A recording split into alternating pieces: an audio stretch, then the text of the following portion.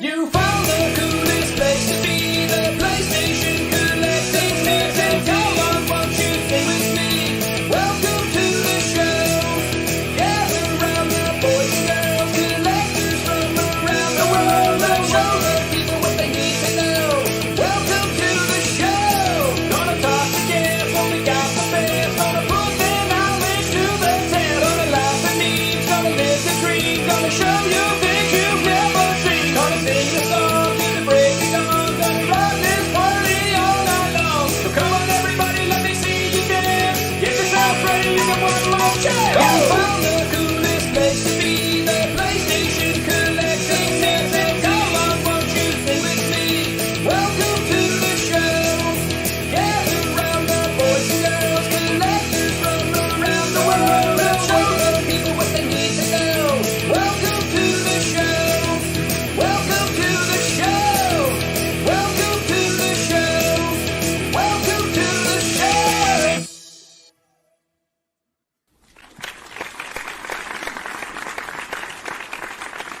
There we are.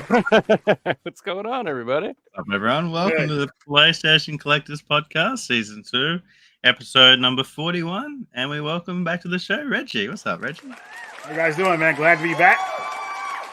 Yeah. It's always good to see yeah. you, man. Yeah. How are you guys doing this weekend? I'm doing pretty good, man. Got some cool stuff recently, and I'm excited to show you guys. It's been a good month. Been a good month. Well, yeah, so far actually, it's still early, but yeah. Nice. I've been playing lots of games. Started a new game last night. We started to talk about that, and Right on. lots of cool. Like it's been a crazy week. We had the GTA 6 trailer dropped. I mean, I'm hell of excited for that. We had the video game awards. Baldur's Gate 3 took out Game of the Year, which was well deserved. Wow. Okay. And we had some really cool stuff happening. Yeah, Joe, how have you been, man? I've been pretty good. I got my fourth headset back from my PSVR 2, and it's currently working. I've gotten 48 hours out of it so far. Let's see how long this one lasts. Feeling pretty good about it, though. So I literally I started using it on my other PS5 because I'm just like, maybe it's the PS5 that's screwing it up. I don't know what the hell it is. So I started using it on the other ones, and maybe hopefully that'll fix it. I don't know what the hell's going on with it. So, but yeah, I've been doing really well, and I finished my Christmas shopping. Oh, right on, man. So now I can actually enjoy my December. Yeah. do you usually do your Christmas shopping like maybe November-ish, or you usually start there? I used Maybe to be before? such a responsible person, Reggie, and I would do it all and get it all done before Thanksgiving. And now I'm like, ugh. It's just I don't know what it is, dude. I'm like, can we just stop Christmas? Can we just stop? Can we just all just cook each other food? I Something. be telling my family no presents. Just hey, because I don't want to go shopping. You don't want to get nothing from me. I'll get nothing from you. And they're good. I try to get them good with that, but she won't listen to me. So No, they never. You have to. Just your presence and my presence is enough, right? There you go. So you guys. I mean, I buy everything I want. All my toys. I have all the stuff I want. It's right here. I get it. So it's people are like, well, what do you want? I'm like, nothing. I can freaking have it, dude. And I'm like, unless you want to buy me Kingsfield 2 on PS2, which you know you won't.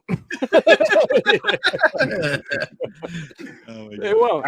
I tell my family like socks and stuff like that are cool. So yeah, just give me some socks and I'll be good to go. That's true. So for this year, I asked for a lot of DVDs and stuff like that. I've been going hard on the physical media for movies and stuff. Trying to. Does Best Buy closing down DVDs have anything? Yeah, absolutely. Yeah, that lit a fire under my ass where I'm just like, oh God, I just don't want to be down the road being like, I want to watch Labyrinth, $100. What the fuck? So I'm just trying to get a lot of stuff that I want, and I'm trying to get the TV shows that I want that I don't think will be able. I don't think Sons of Anarchy will be able. You can show that in the future. I don't think the show The Shield will be able to be shown in the future. Those.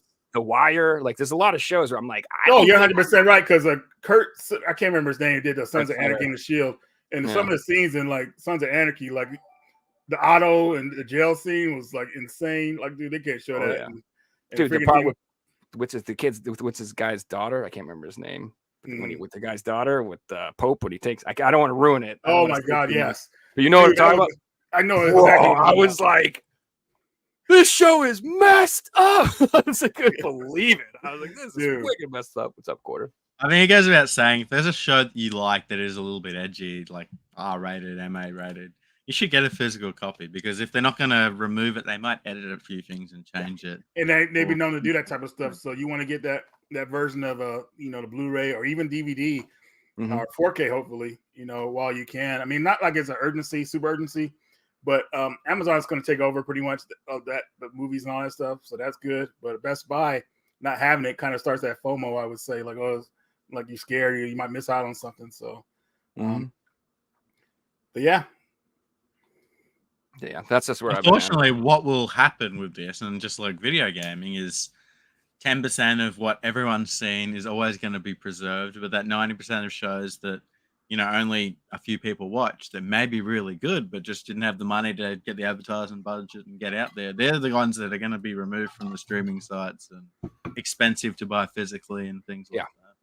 So what I would point out is, because I've been looking at a lot, if it doesn't have a Blu-ray or a 4K release, if it's only on DVD, that's you should get it. Because it's not going to suddenly. They're not going to suddenly release, these shows again. I don't see that happening. Maybe, but like you said, like it's a lot of like obscure stuff that I like. That is kind of like low key, like really not that popular. Like it is, but it isn't. Like, what if I want to get all the Tales from the Crypt or something? Oh yeah, all right. Or the Dark Sides. What is it? Tales from the Dark Side? Like Tales from the Dark Side. Yep. That type of stuff. Like it may like you can get it on DVD still, but. I don't know. Maybe it'll come up 4K. I don't know. My point is like certain like niche things. I pick it up. As someone who's been selling DVDs full time for almost 3 years, like the DVD market is still huge, and there's still big money for a lot of titles. Your average DVD, like your Friends season 4 or Seinfeld season 2, they're not even worth $1 each. But there are DVDs out there that are $50, $100 each. Not even like each season, like each individual season. Oh, here's a movie, a DVD that's like was going for a lot of money. You ever seen a movie called Mosquito, Joe? I don't think I have. It's a horror movie. Came out in 1995. You should, dude, you would love it, dude. It's right up your alley. That DVD cost so much money because it had a low print run, and now it's insane. I don't think they put it on Blu-ray or anything yet. They may have, but like that's just an example of like where they could go. Because certain DVDs and certain Blu-rays might have certain features that are not included in the Blu-ray version. Usually I notice that happens a lot. So yeah, the DVDs always got the director's cut and the commentaries and the deleted scenes and or a certain cover that you like a lot or whatever. Yeah, just like old physical games. You used to get back in the day. You used to get an art book, and you used to get like they did. It would come with like a bunch of cool stuff, and they still do. Editions, like special editions and stuff, but it's not quite the same. And it's the content on the disc, like the director's cut and the commentaries and that stuff. That's like they don't put that on the Blu-ray. So you're absolutely right. There are some crazy collector's editions out there for DVDs. I had this one. Series isn't coming to me. It was a medical show. Anyway, I had the full series, and it was in a wooden box. I bought it for $50. I put it on eBay, and like within a week, it sold for $500. Are you serious? Yeah, it's crazy. But it was like a really nice collector's edition that you just don't really see that type of thing in. You see it these days in games, but this was a early 2000 release. Like you didn't see that type of collector's edition back. Yeah, Dexter got a really cool one. That showed Dexter. It might have been Dexter. It might have been Dexter. That one's got like it comes with like a blood kit and like blood slides and all this crazy stuff. It's freaking cool. Who do you think Dexter's worst nemesis was, or his best nemesis was? Jonathan Lithgow. Trinity Killer. Yep. It was Dexter, Joe. It was Dexter. It was Dexter. Okay, there you go. See, I've got an image of it. I'm in your head, bro. John Lithgow, man, something else, dude. Dude, so I loved Third Rock from the Sun, and dude, he's in a couple of movies. He's fucking hilarious. Raising Cain. Let's say one of these things. Pick it up. It's like $500. Yeah, that's the one I was talking about. That's so funny. Wow. And do you know what's hilarious about that? And ain't even complete anymore because they came out with another season. Yeah. Doesn't even have them all. Yeah. Oh, that season's kind of weird, but I liked it. It's just I don't know, man. It was okay. I mean, it was better than the ending they gave us, I guess. Yeah. But, I mean, even though that ending was kind of like I don't know, like poetic in a way. I mean, the way I mean, it's been over 10 years, so no spoilers, people. Sorry, but how he dropped his sister in the water and everything like that, and see her float. That was kind of like nice how that looked, but I get it. That was not the way people wanted it to end. Yeah, it went. I mean, I honestly did not enjoy the last 2 seasons very much. I didn't really. Yeah, I didn't really like it when it started. The 4 Horsemen killer guy. Yeah. I just didn't. I was kind of bummed out when Dokes got checked out. He was. I love Dokes. I Surprise, love motherfucker! Surprise, motherfucker! The meme master. That's right. There's a lot of shows that went 1 or 2 seasons too many. Like a lot of my favorite shows, I wish they could just take a season or 2 off. Like How I Met Your Mother, that 70s show, Game of Thrones. I could go on for a while. They just had 1 or 2 seasons too many, and because of that, you don't watch them anymore. Because they start to run out of ideas. I think 5 seasons is good enough to close out a series. I think longer than that, come on, man, you got to move on to something else. But if the series is popular, they try to keep it going, and then bad writing starts to happen, and it's like, ugh, what is this? And the opposite happens. And Mario mentioned it when he said it. My heart broke. He said Hannibal. I loved that show. Hannibal was so good. And barely got a season 3 too, but yeah, it was a good show. We got 3 seasons, and I thought Mac I can't say his name. Like the main character there was fantastic, dude. He was so good. And dude, I just want 2 more seasons. Like you said, I want 5 seasons of that show. But dude, have you seen Hannibal? Has any of you guys watched it? Oh yeah, I haven't seen it now. I didn't think it was going to get a 3rd season. I was scared, and they did, thankfully. So they kind of like it didn't wrap things up, but it was. I'm just happy it got 3 seasons at least, I will say. So that show, what I find funny about it is at first you're like all horrified and you're like, this is disgusting. And then by like season 3, you're like, oh, I really love how he cut off his arms and stuck them up his butthole. That looks really cool. Maybe he could have like gouged out his eyes and he could have put golf balls in there and painted them. That would have been cool. Maybe like I'm like sitting there I'm like appreciating it. Like, oh, he put him in a tree and he chopped that. That's pretty cool. Dude, I'll never forget the brain scene from the movie. Ugh. Oh yeah, the actual movie. Yeah. With Ray Liotta. Like, oh my god. You're being rude, Ray. I know, right? All laughing and being crazy and stuff. Elvis Rob, what's up, buddy? Yeah. Yeah, that show's a tragedy that it didn't get picked up again. But I think the guy that made that show is coming out with a new show that's going to be. I think he's working on. God, what is it? He's either working on the new It show or there's another horror show coming out. That I can't remember what it is. It's driving me crazy now. Anyway, he's got a new show. I've never seen Basement. I got a theory on bad TV shows ending. If a show's good, right, even if they're going to end the show, if it's doing really well, they're probably going to push for another season. If it's just doing well, right?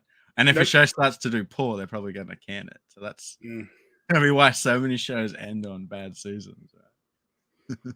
Were you guys a fan of Cowboy Bebop, the live action? Hoping to get a season 2? I didn't watch it. Me neither. Stuff I sell, but I haven't watched it. It got such bad reviews, dude. I just don't want to waste your time with it. No, but when I heard One Piece got amazing reviews, I watched that. And even Jason was telling me he liked it a lot, man. He said he watched it. He said, "Wow, this is good." I'm like, really? Yeah. I have to check it out. Then I found out my Netflix got canceled because my sharing account thing they cracked down on it, so I got to find another Netflix. You just got to wait till one of those like, here, try Netflix for $1 for a month. And then just cancel it right away. Dude, they're not even doing that anymore, man. Like no free trials. Like they're mad. Like they're saying you got to pay this price. They increased their prices and everything. Like hopefully they will come out with that again. But I'm like, nah, I'm good. I'm fully taking advantage of Xbox right now. I had my Xbox membership run out like 2 days ago. I canceled it, and then I went back on and rebought it for $1 and then canceled it again. I feel like I'm abusing the system, but every time you cancel it, there's an offer for $1 to retry Xbox Live. So. Nah, man, you're taking advantage. So that's what you gotta do. Save that money because online gaming is expensive. And I started playing Power Wash Simulator, and I'm enjoying it. But I'm playing it on computer and I'm using my mouse. And after holding the mouse button for like half an hour. My finger's getting sore. So I'm like, do I got to play this on a controller or something? It is a really fun game, especially if you're like a little bit OCD, because it's kind of incorporates that. But yeah, I can see why it got such good reviews. It's one of those like oddly satisfying games. It's like, have you ever played like Unpacking? You've seen that Lawn game. mowing simulator or something. Yeah. It's like Unpacking is like you literally just like organize a room. Like they give you a bunch of furniture and books and crap, and you got to like put it in order and make it look nice. And you would think that doesn't sound that fun, but after a while, you're like, don't put the blue book there. What the fuck? No, that should be over here with this one. You start to like, it's like if you have OCD, it's a fun game. Yeah, you'll get into it. I mean, we have game rooms. I just rearranged my game room. That's true. Actually, I have to do that. I haven't done that in a while. Yeah, I was talking about that with Andy the other day. I'm like, I'm gonna rearrange it again. I have to. So what I do is I organize, the shelves by genre. And then down here, I build up a pile of 40 games that now I have to insert into the genres. And so I have to like redo them all because they don't fit the right anymore. So I feel like they're becoming overdone too. Used to be able to see the games, and now they're getting hidden with controllers. And me? Oh, yeah. Yeah. Oh, yeah, dude. I got freaking things. Yeah, dude. It's bad. No, this room is like way overpacked. You're going to have to make another room, man. I have another room. I just have a roommate, and I just feel bad kicking him out for games, but got to do what you got to do. You know what I'm saying? Your roommate tuning into the podcast for the first time. Oh, well, it's either that or I'm just gonna stop putting shelves up and putting them in there and be like, deal with it. Just be like, what are you doing in my bureau? I'm like, I don't got room for this now. Oh man. So I made a promise that I wouldn't let the game room spill into the living room. I don't know how long that's gonna last. That's what I was going with too, with being here, and it's over the last 2 years it kind of spilled out, and like, oh god, no. So yeah, I don't really sell anything, but I'm going to start selling some stuff pretty soon here because it's going through. It's healthy to go through your collection, make sure that you still want the stuff yearly. So it's that time of year for me. But I did want to ask you guys, man. Video Game Awards happened recently, and I didn't know about it, man. I found out about it like a day after. Like, oh, it happened. Like it wasn't even on my radar. But what do you guys think about it, man? I saw some pretty good announcements there. There were a lot of dud announcements. Some that shouldn't have been announced, so they had more information. But overall, I think I found some good stuff out of it. What do you guys think? Personally, I was really excited by Baldur's Gate 3 winning Game of the Year. I just assumed that the way the gaming industry is these days, Zelda's already won the award before it was even announced. But by the fact that the genuine best game of the year actually got Game of the Year, I was surprised. And they did some things I didn't like. I seen a lot of hate on Twitter behind. They had like a 30-second only speeches, and like one guy was talking about how his teammates passed away making these games, and they got told to wrap up your speech, and he was like talking about dead people. Like, come on, that's the last thing you want. Yeah, you gotta. That's a downer, man. I mean, they gotta get these guys like a timer limit on there, and just I don't know, man. I understand that I want 5 minutes, but you got to have some respect as well, Yeah, because your show it's got to go on. You got to keep it moving. There's other people. Ugh. There was a hilarious Call of Duty joke made. Someone got up and said his speech went for about 10 seconds, and he's like, "Well, my speech is longer than the newest Call of Duty campaign." Burn! And then he's like, "Guess I'll never work for Activision." Yeah. Ouch. Yeah, they're trying to get away from campaigns because they make more money on the multiplayer. So campaign is like it's an afterthought now, which is crazy. Because I feel like campaign is the most important part for the casual gamer to play it, and then if they want to take it to a more advanced level, join the multiplayer. Now it's vice versa. So yep, I feel like Call of Duty are at a point where they could split their game into two. They could release just a zombie style game with a campaign and a certain type of gamer will buy it, me included, and then have a multiplayer only game with battle royale mode and just you're on, and there'll be another certain person that will buy it. There isn't really that gamer that is wanting both now. There is really the two different sides of it. Right. Yeah. I don't even know what I was gonna say. Sorry, go ahead. Oh well, like watching the show, I was happy with the announcement of Sega. They announced Yeah. a couple of games. Shinobi looked great. I mean, it was a flash, pretty much, which is annoying. Like show a little bit more deep, a couple of seconds or whatever like that. But okay, they're doing multiple games, which is cool. Shinobi looked great. Streets of Rage, I'm not sure about because it's 3D now. I don't know if it's like a verse fighting game or a beat 'em up. So then Golden Axe, that should have been 2D. I don't want a 3D Golden Axe, but we'll see. Maybe they can pull it off. Jet Set Radio. That looks sick, dude. That looks good, yeah. man. That's the one I'm most excited about. That got me pumped up, man. So because I love that game, and it's just they should have brought that series back a long time ago. So that's coming back. Anything I'm missing from the Sega show out of that? I think I got everything. I'm trying to remember anything else they might have announced, but I think Sega won it. They won it for me because those were the only games I was really interested in. To be honest with you, I like seeing old IPs come back, pretty much. So. Yeah, a lot of those games shouldn't have dead IPs, man. They should be alive and well. So, Shinobi's coming back. What else was at this show that was cool? Another one of my favorite announcements. They showed more of Final Fantasy VII Rebirth. Oh yeah, I was like, dude, man, that's the one. Okay, that was probably the best one for me because I love Final Fantasy VII. I played the remake, loved it. And I'm ready. I'm ready to play this new one. And I really feel like this should have came out this year instead of Final Fantasy 16. But they knew what they were doing. They were trying to get us pumped up. But anyways, I actually just played this on the PS5 finally. I played the action chapter with Yuffie because I beat the game on the PS4 before, and you can transfer your data to the PS5 version, which is nice. Yep. But I'm gonna go through this a little bit again. Like I think this has New Game Plus. Go through it again just to kind of like go through the story again, remember things before I play the new one. So I'm really pumped up, man. I cannot wait for that. February 31st, I think. No, there's no 31st in February. I think it's February 30th or something. Wait. Oh, 28. 28. I'm sorry. February is the shortest month. Getting that February 30, guys. Never. I wonder is this next year leap year for February? We get a 29th? Yeah, it is a leap year, 2024. Wow. Okay. All right. Here we go. Leap year. Cool, so maybe it is the 29th. No, I doubt it. Maybe. No. February 30 is when Half-Life 3 comes out. Yeah, right. Dude, Half-Life 3, man, could never live up to what it could be, man. Nobody will, because it's been so hyped so hard over the years. Like, there's just no way it could live up. I mean, no, this can't. It'd be impossible. They had to put so much money into it to make it. Yeah. Well, with that in mind, Reggie, let's move over to another thing that's been hyped up for like 10 years. Grand Theft Auto 6 trailer came out this week. Yeah, and that's going to have pretty much the most hyped title of all time. Do you guys think it'll live up to the hype? No. 100%. No, really? No, I don't. I don't think so. I think it's going to be a watered down version of GTA, and then everyone's going to complain about it. That's what I think. Huh, really? That's interesting. Okay.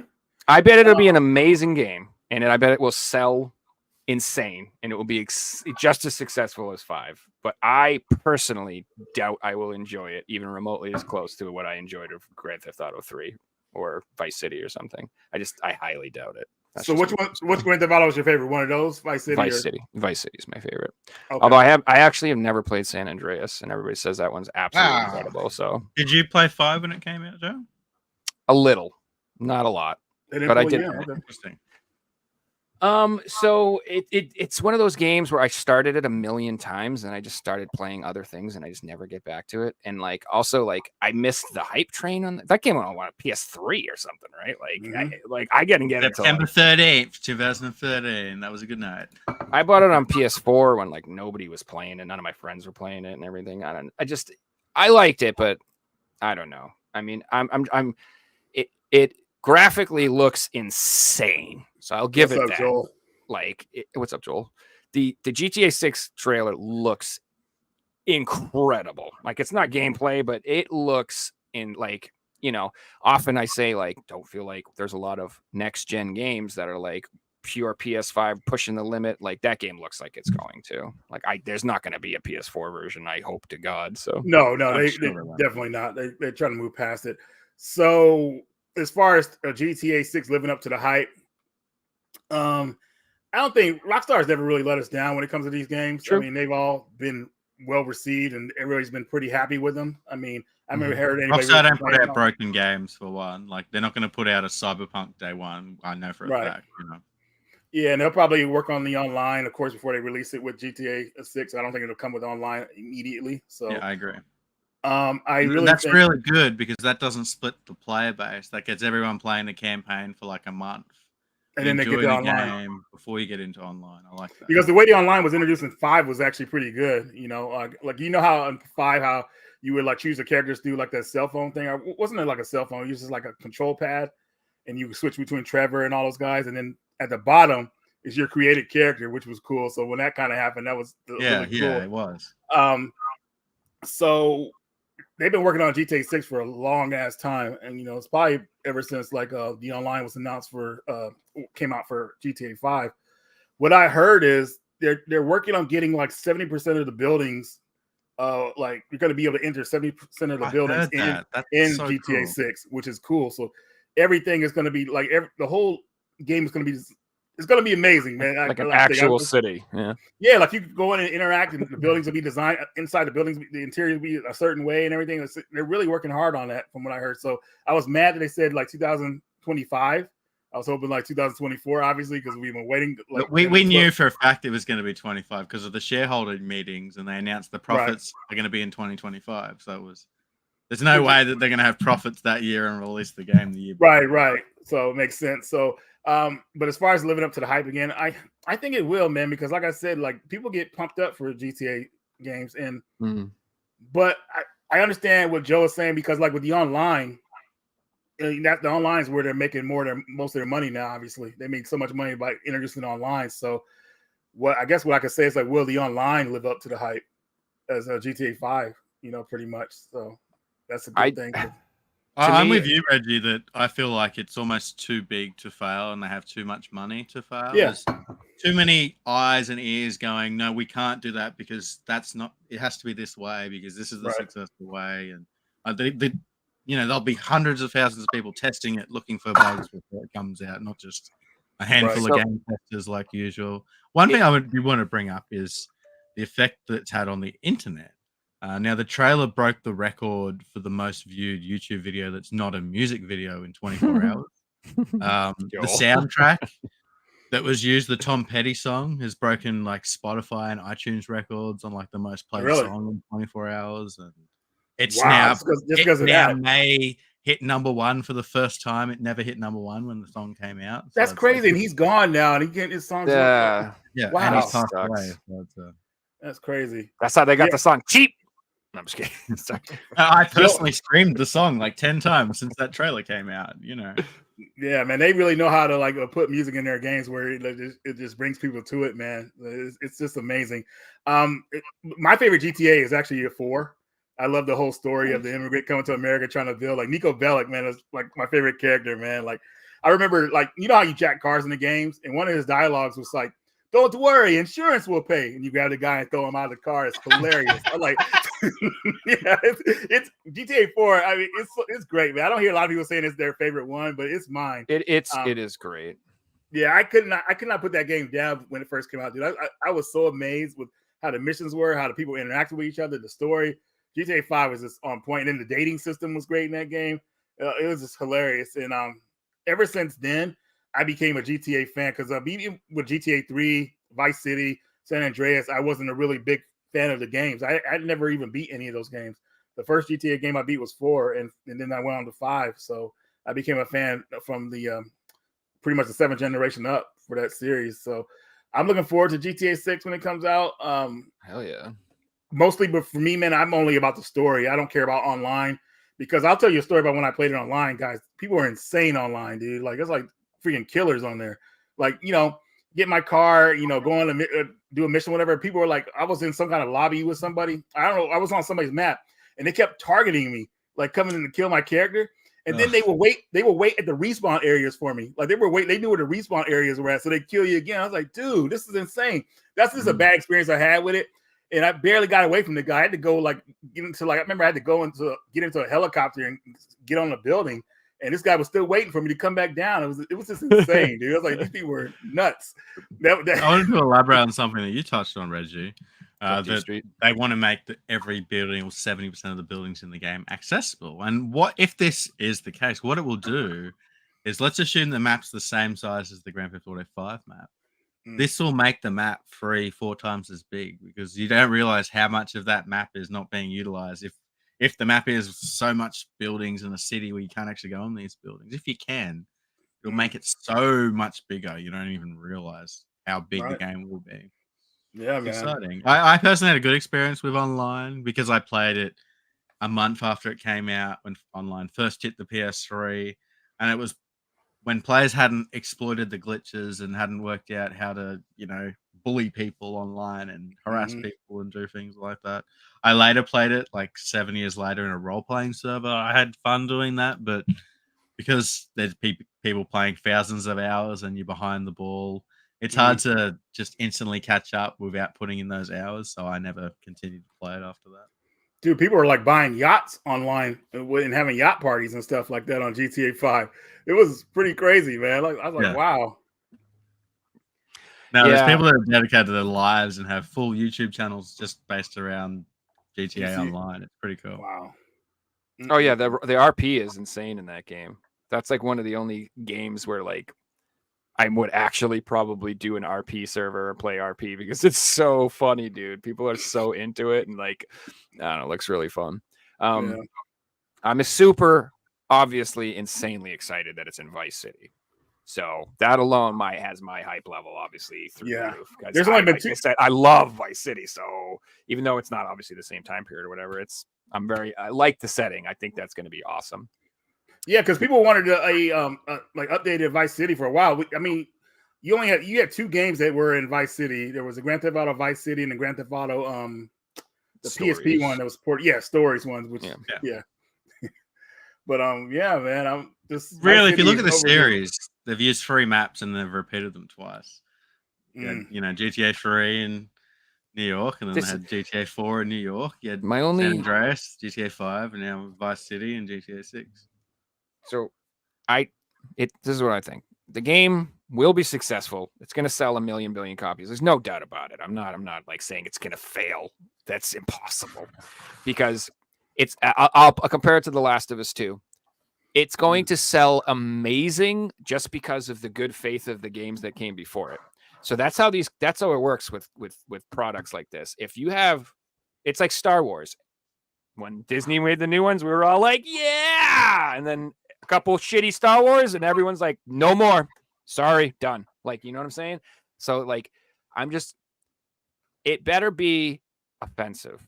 It better be just as controversial and ridiculous as it always has been. And if it is even remotely watered down or like, you know what if it has any messaging in it that I'm just gonna be like, dude, I'm done. Like, I'm not down with that. Like, I read something interesting about this week, Joe, and they said when the original Grand Theft Auto games came out, and like the last 4 or 5 of them, the world wasn't very satire and weird. Like, a Grand Theft Auto game was as crazy as you see people. But today, you go to GTA 5 and there's these people in real life. Like, you notice the trailer, they copied real life characters and things like that. So I read that, is the game going to be as satire that it's still going to have that shock value, or is it just going to be like, that's just what happens in Florida these days, or that's just an average thing? That's just literally my neighbor. That's nothing. Are they going to have to do that shock value and even go that next step further to real people? Yes, that's what I'm. Yes, they do. They need to have something in that game that is so offensive that everyone flips out, and it's a huge thing. They have to be like the mission where you have to bury the baby alive. So it's gotta have. I feel like you're right. It's insane. It has to. If it doesn't, I am going to be disappointed. I feel like the world will not allow anyone to have fun anymore. And so I want Rockstar to give the biggest middle finger to everyone on Earth and just be like, screw you. I'm going to make the most offensive thing. I'm going to make it. I don't care. That's what I want. It's the same way I like how like Dark Souls and Elden Ring are like, no, we're not making our games easier because you said so. We're going to make them the way we want. Kiss my ass. And then they got Game of the Year, sold 1 million copies. That's the attitude, everybody. That's what I want to see. No, I don't want to hear you whining. I'm going to do what I want. And if you don't like it, don't buy it. That's it. Like, I'm tired of like this like nerfed world we live in. I just don't Well, like here's it. something to think Don't like about, it. Joe. So when the original like GTA games came out, they used to poke fun of all these big successful companies, Coca-Cola, McDonald's, whatever. They poke fun of them. Mhm. Now Rockstar are one of these big companies. You feel like, are they still going to poke fun at these other companies that are competing with them on the stock market and different things like that? It's interesting because now they are one of the people that they poked fun at. Yeah, Rockstar has no filter, so They better not. That's what I'm saying. They better not. They haven't yet, so I want to see court cases done because of this game. No, I know, right? Dude, They can afford it too. There should be no reason where they shouldn't push the barrier that people are going to sue them because they're controversial. Everyone to be mad. I want everyone to be mad. I want everybody from every aspect of the society, from all different political viewpoints, to be like, "This is horrible." Like, yes, that's what I want. Thank you. That is what I want. I'm still shocked they lost the hot coffee case, man, because like that lost them a lot of. You guys remember that back in the day, the scene in GTA, that wasn't accessible, but somebody like used to hack in the game and then they got sued for it. I thought that was crazy because there was no way anybody could access it normally. You know what I mean? So, but they might have lost the case, Reggie. But how many extra copies do you think they sold because it was on? That's true. Yeah. And how many people were trying to get that version of GTA San Andreas that had the hack that you could hack and see that? I feel like when the first GTA came out, there was a controversy, but apparently GTA started the controversy themselves. So it's rumored that with each release, they're the ones that insinuate this, and they're the ones that brought up that the hot coffee mod was able to be accessed and things like that. Interesting. Okay. Yeah, that makes sense too. Like if the media news starts picking up stories and it gets in, well, people are going to be like, I want to play this because I want to be told what I can't see, and I want this. And everyone loves what they can't have and different things like that. You know what's another controversial game? You guys remember Manhunt? Yeah. Oh yeah. That got banned in Australia. Did it? Got it right, sitting right here. Here's one. Oh snap! Look at that. Right on. So is that version like heavily edited, Fixie? This version was banned in Australia. I had to import it. Okay. Wow, dude. I'll never forget that. I thought that was one of Rockstar's craziest games. It was. Yeah. It was. Yeah. Because I remember like just the stuff that those guys would say to you when they were after you. Like they would say some demonic stuff. And I was like, wow, dude, this game is crazy. But I loved it because it was entertaining. And I don't think Rockstar could ever make a game like that again, though. It was. I don't think they will. I know that they've canceled a lot of their old IPs, just focused on Red Dead Redemption. And you know what I'm sad about, man? I really wanted a Bully Part 2. I love the Bully. Yeah. That's probably my favorite Rockstar game. They should have got that out a while ago, but now just like the further they go, and now I don't see it happening, unfortunately. And that's another one where Bullyhead was controversial back in the day. Yeah, Jack Thompson, that crazy lawyer, was he got disbarred for that game because he kept going after it when he had no evidence. I watched that whole thing pretty closely back in the day. Oh, that's like a grift. People have already started the think of the children, GTA bad, blah blah blah crap. I'm like, get the fuck out of here. If you give that game to your kids, you're an asshole. Yeah, I've seen parents buy it for their kids and everything. A moron. Like, do not. That's being like, I gave my kid Hellraiser 3, and it was disgusting. Why were you? What are you thinking? Is that like the worst one out of all of them? It's on that though. You know what I think is ironic? It's the worst one, like quality wise. It's not the most disgusting. The parents that are going to be making these decisions would have been kids when the original Grand Theft Autos came out. Would have begged their parents to play it. So it's like the tables have turned. Dude, I remember how crazy it was because when I was in the military, I went to Korea, and that was back when PS2s were hard to find still, and I got GTA 3 and I let some of my friends play it, man. They were like blown away with it, man. I'll never forget how like that game just took over their lives and everything like that. It was a phenomenon. GTA 3 was a phenomenon, dude. Everyone had that game that I knew. We all played that. And people were playing it for hours and hours. Didn't even realize it, man. You were like immersed in this other world that was alive pretty much, because even when you walking down the street, you can hear people having conversations and stuff like that. It was like the radio stations is what got me, man. Remember the Chatterbox with Laszlo? You're the best. So good. Yeah, I can't wait to hear music that's too. Like yeah. my mum would enjoy it because she got to listen to 90s and 80s music again. But we had a rule, like as soon as the characters start talking, turn it down. They swear. But when you're in the car, you can turn it up because I like the songs. Dude, that's what I get pumped about. I like hearing. I can't wait for GTA 6 to hear the radio stations, man. That's what I'm pumped. Me too. I'm hoping that they have a lot of songs from Vice City. I know that the licensing issues will be expensive, but they're one of the richest companies in the world. I want to see Video Killed the Radio Star and songs that when I listen to them I think of Vice City. I want to see them in the new game, like a classic station with Vice City songs on it or something. That would be so cool. That would be cool. It'd be awesome if they had a classic channel and it was the actual station. Yeah, how cool would that be? City. Here's some hits from the 80s, cool. and it's just in the same.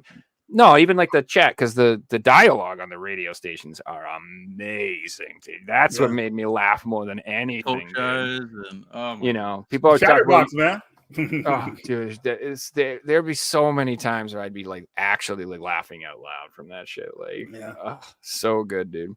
And that's what and it was ridiculous, and that's what I want. I want it to be just as ridiculous. And as long as they do that, we're good. We're good. Theme park. We're good. I just don't want to have to ever. If there's any, I don't want to see any holding back. I don't want it. I don't want it. I want to see a crazy game. That's what I think. I think we will, but I mean, I understand your doubts, man, because it's been so many years, man. I mean, this is the longest gap we have between a game, which is insane. It's just the world has changed. Are you allowed to do this anymore? Are you allowed to we do the quiz show all the time, and we watch old video game ads, and 9 out of 10 times we're like, they could never put this out now. You wouldn't be allowed to make this joke. You wouldn't be allowed to do video this. we said last night. The lady giving birth in a. Oh my god! Yeah, it squirts across the room. It's absolutely vile. But that's what I mean. And it's just like now, no. Was that the Xbox commercial one when the lady gives birth to the baby and it flies? It was a Yoshi. No, it was a golf ad, and the guys are playing golf on the PlayStation. She's giving birth, but they're busy. I'm putting. Hold on. She's like, I need to go to the hospital having the baby. And he's like, nah, dude, I'm just playing a game. Hey, Sharon, thanks for the donation, man. You're awesome. Thank you. And Spider-Man 2 is one that a lot of people are unhappy about. did you read that? What he just said, Figsy? Could you pay attention to what he just said? Oh my god. You're missing the best part. He did it right after. Man, he's web slinging. Yeah, literally. Yeah, I heard a lot of people weren't happy that Spider-Man didn't get any awards at the Game Award. It got nominated. That game is more of a. It's just. I don't think it really has any replay value, does it? The Spider-Man games. I mean, it's just one go through, and you're good to go. It is. I don't know, man. Yeah, I can't see those type of games getting, because I just feel like they're just like what's the word I'm trying to use for it? Like I don't know. Not disposable, but they're just showpieces, pretty much. Whatever like that. Show off the PS5 of console sellers or something. Yeah, it's not really a solid game because I mean they get repetitive after a while. Like, you remember Spider-Man, the first Spider-Man, Marvel Spider-Man by Insomniac, the Mary Jane missions? Absolutely amazing. Yep, it's an amazing game. The Mary Jane that part sucked, but other than that, it was a cool game. But I never went back and played it again.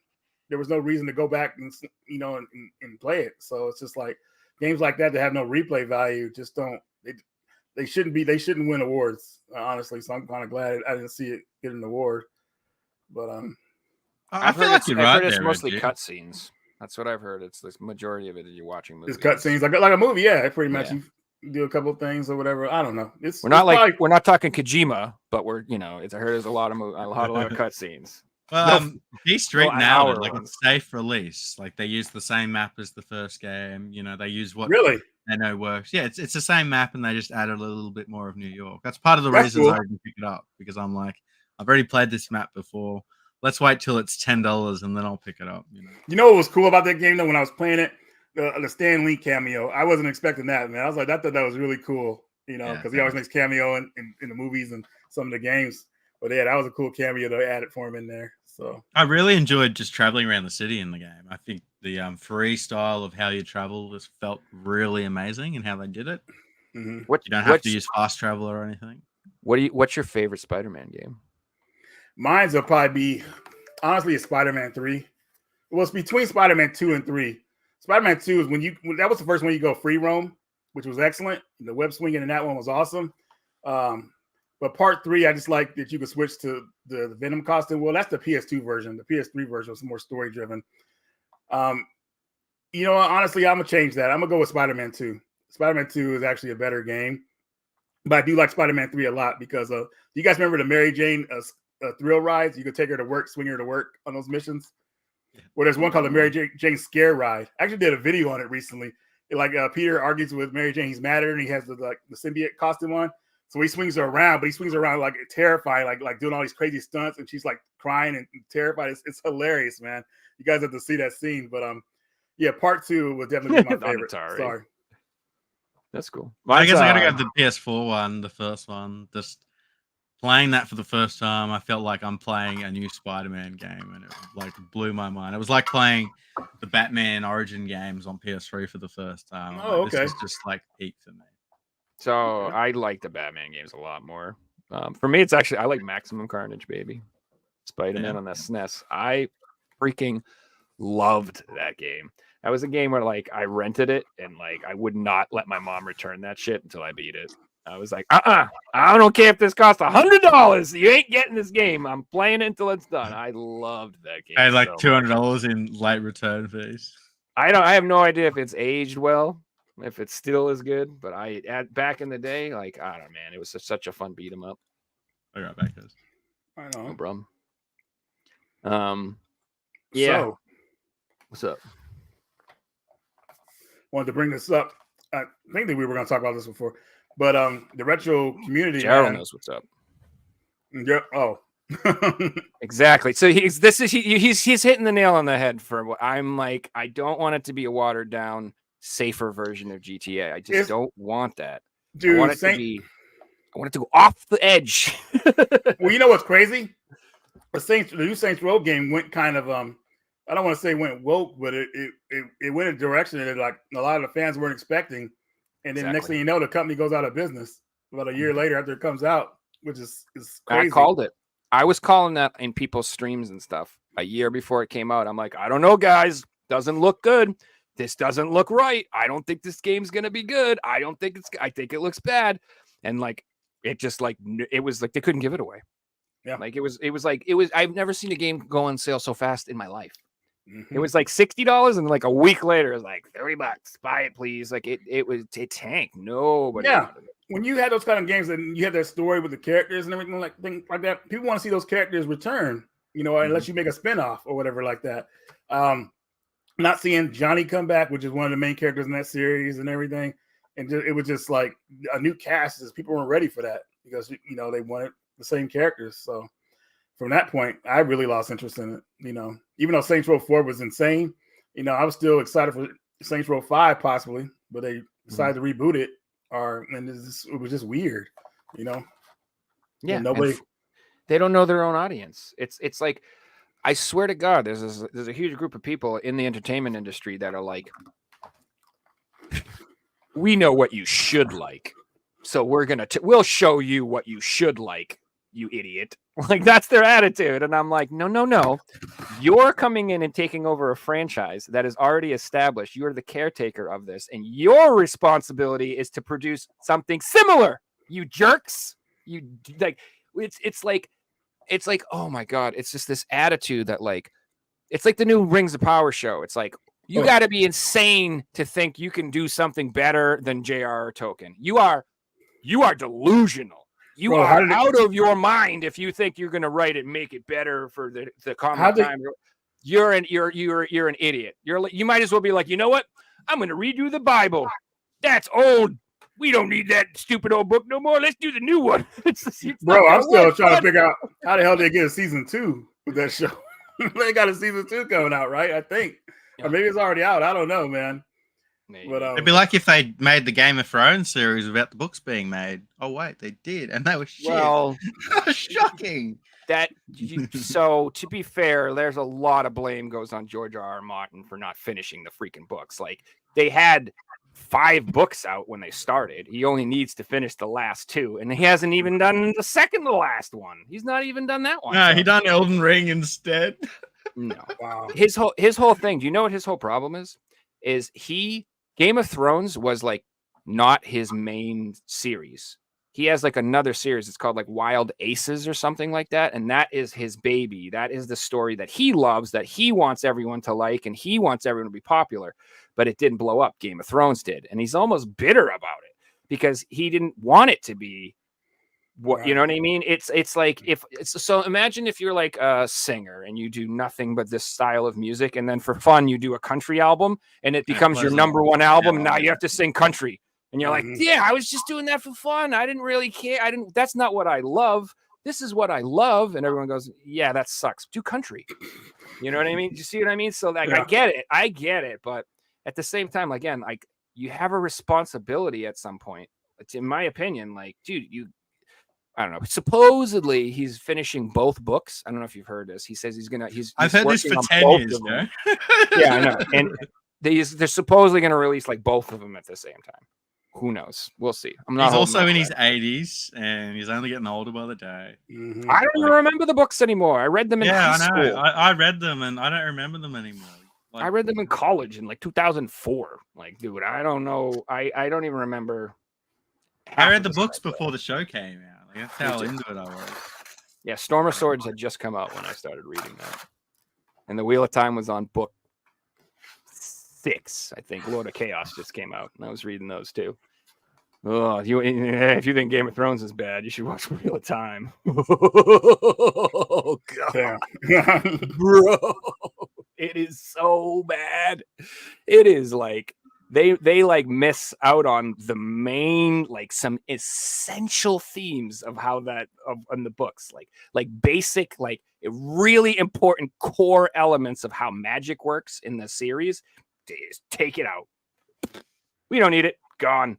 It is bad. I wouldn't even watch season 2. I watched season 1, and Wheel of Time is my favorite thing in my entire life. It is hands down number 1, my favorite thing. Like, period. I love Wheel of Time more than anything else, and I didn't even watch season 2. No, thank you. It's disappointing. Like, they should have let me make the show. I don't know what I'm doing. It would have been a lot better. And I have no idea what I'm doing. Like, for real. It would have been a lot better. All you got to do is take the books and like eliminate, a bunch of crap, because you don't need all of it. And you're good. You don't need to change it. You don't need to. Man, I don't want to get into all that. I obviously am passionate about this. I get very upset. Yeah, but so you should. If people don't, then they're going to assume that they've put out something great. They need that backlash to be like, hang on, we haven't done the right thing. Like, look at the whole Cyberpunk thing in No Man's Sky. Yes, they were terrible releases, but because of the backlash and because of the fans getting, no, you've done the wrong thing, the companies have now turned around and released products for free that are great games and have done the right thing. But, it shouldn't get to that point. We should just do it right the first time. 100%. And it's this type of thing that is why I'm scared. Like, back in the day when something would get announced that I loved, I would always be excited. And now it's just, I don't feel that way. Now they're like, we're going to remake your favorite thing. I'm like, oh God, no. Please don't. No. Just please don't. Can just leave it alone. Just don't. Please. Like, it's like, I didn't even want to see the new Evil Dead movie, dude. That's so sad. I still haven't watched it. I haven't, like, zero hype. I'm just like, where's Ash? Exactly. That's what we want. Exactly. If it doesn't have Bruce Campbell in it, I'm sorry. I don't care.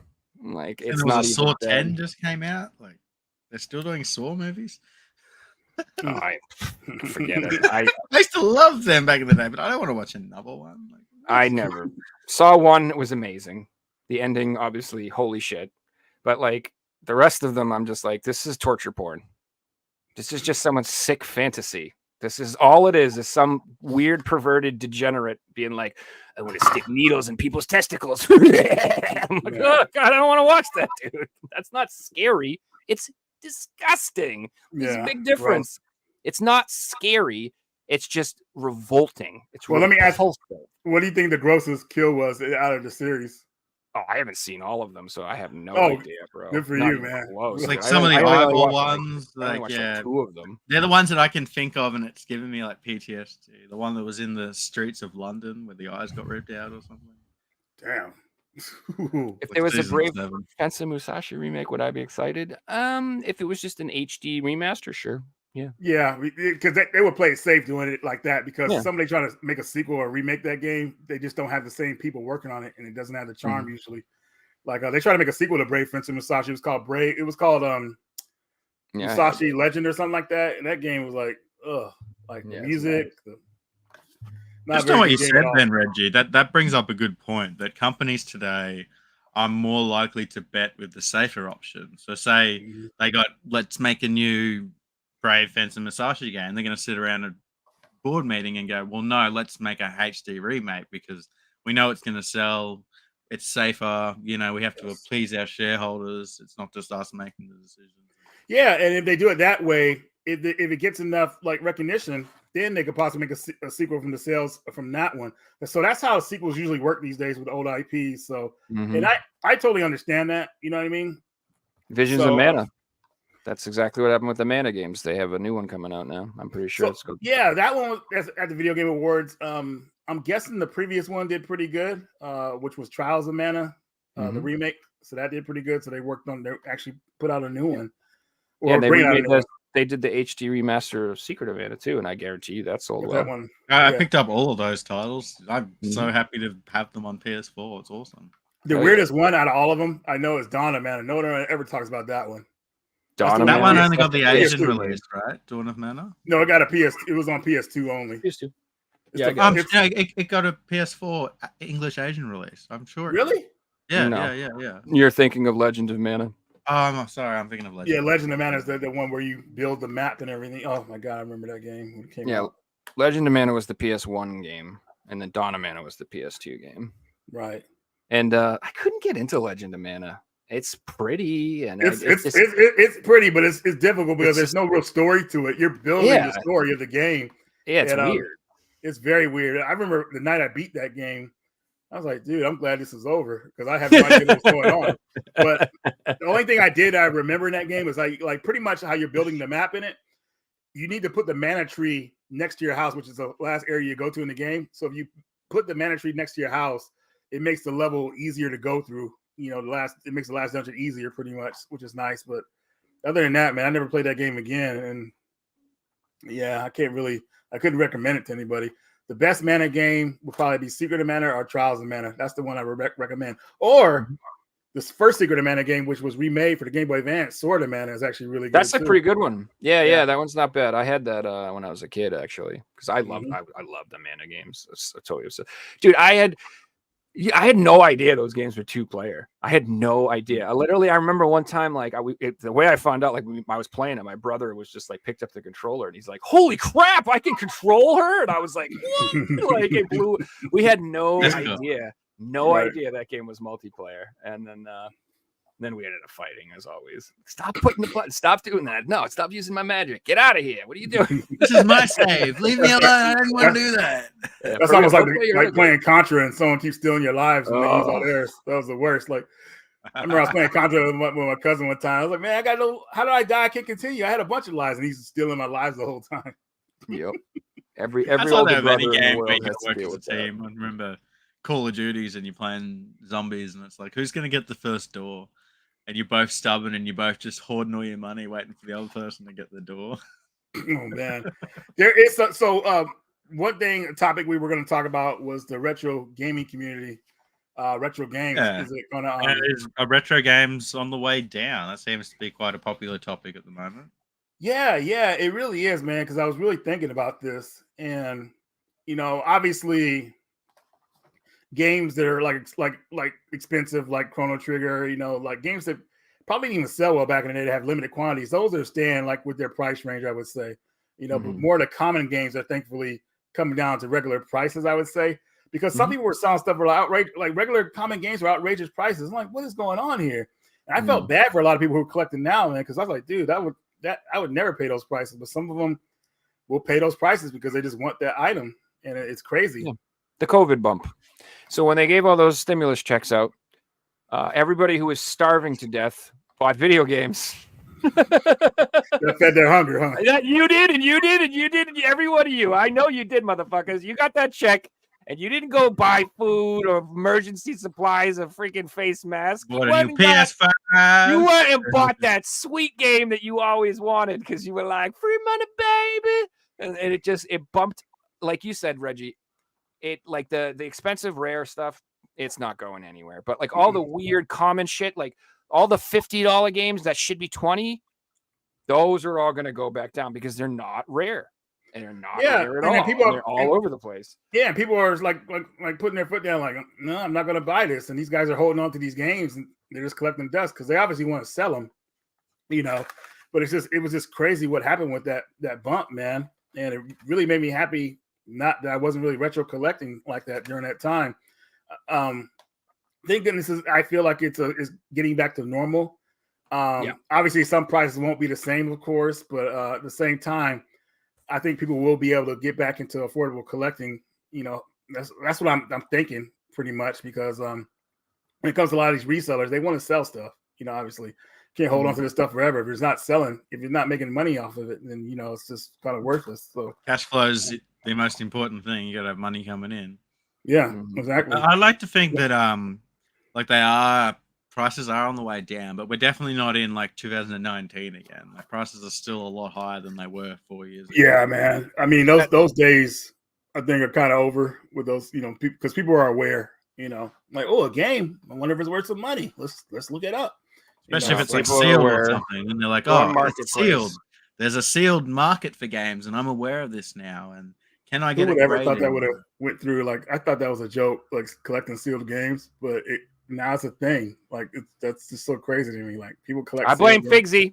I never did it until him. Really? Yeah, I was like, I had like 2 or 3 sealed games. I was like, I don't understand that. I literally was with you, Reggie. I'm just like, why would you buy a game and not play it? I don't get it. But like now I do get it because if you collect stamps, do you mail the stamps? No, you keep them in a glass case and you looked at the stamp and it's got value and you don't fuck with it. You leave it alone and it's there to appreciate. And so now I have like my stamp and then my game that I open and I play, which is why I buy like 4 copies of every game and then I buy the digital one too. I haven't gone to that next level and graded my games because I like the fact that my sealed games take up the same amount of room as my other games, and I like being able to fit 630 games per shelf, etc. If I had them all graded, and what do you then want to show them off to the front because you spent this extra money to grade it? So right, you've gone from showing off 630 games to showing off 30 games in the same shelf. You know, that's and you know the thing with buying games too. Like I remember a friend told me, like, man, pretty much no matter how you feel about it, it's an investment because you have that possibility that these games will increase in price.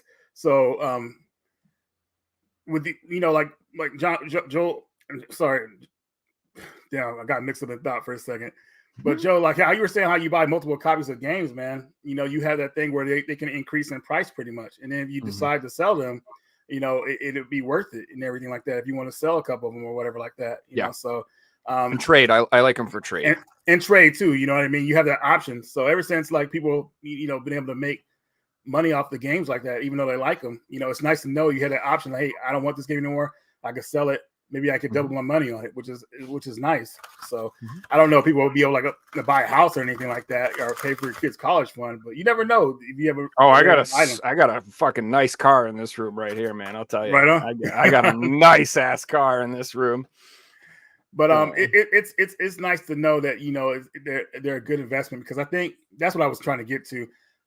With the way the market's going now with PS4, PS5, you pretty much install the game on the system. You have less control over your physical games pretty much. Like what if Sony or one of these companies want to brick your system and you can't play your games on it anymore, whatever like that, because these systems constantly update. So that's why I feel like the old retro systems always be worthwhile because you don't have to connect to the internet or whatever like that. It's your own system. You play your game. Nobody knows you're playing it because they're watching everything you do with the PS4, PS5, Xbox One with the trophy system and all that stuff. They watching how you play games and all that stuff. And it's kind of weird, but obviously we know why they're doing it. But I like the fact that I could play a game and someone not doesn't know I'm playing it, not spying on me or whatever like that. So that's why I feel like a lot of these older systems, the PS3, I feel is a system that it's pretty private. I would say, so that's probably the last generation of systems that were kind of private. I would say, because you actually play the game on the disc pretty much. It installs a little bit, but then the disc is spinning pretty much. So, but yeah, I just you got to be able to play these offline. You know what I'm saying?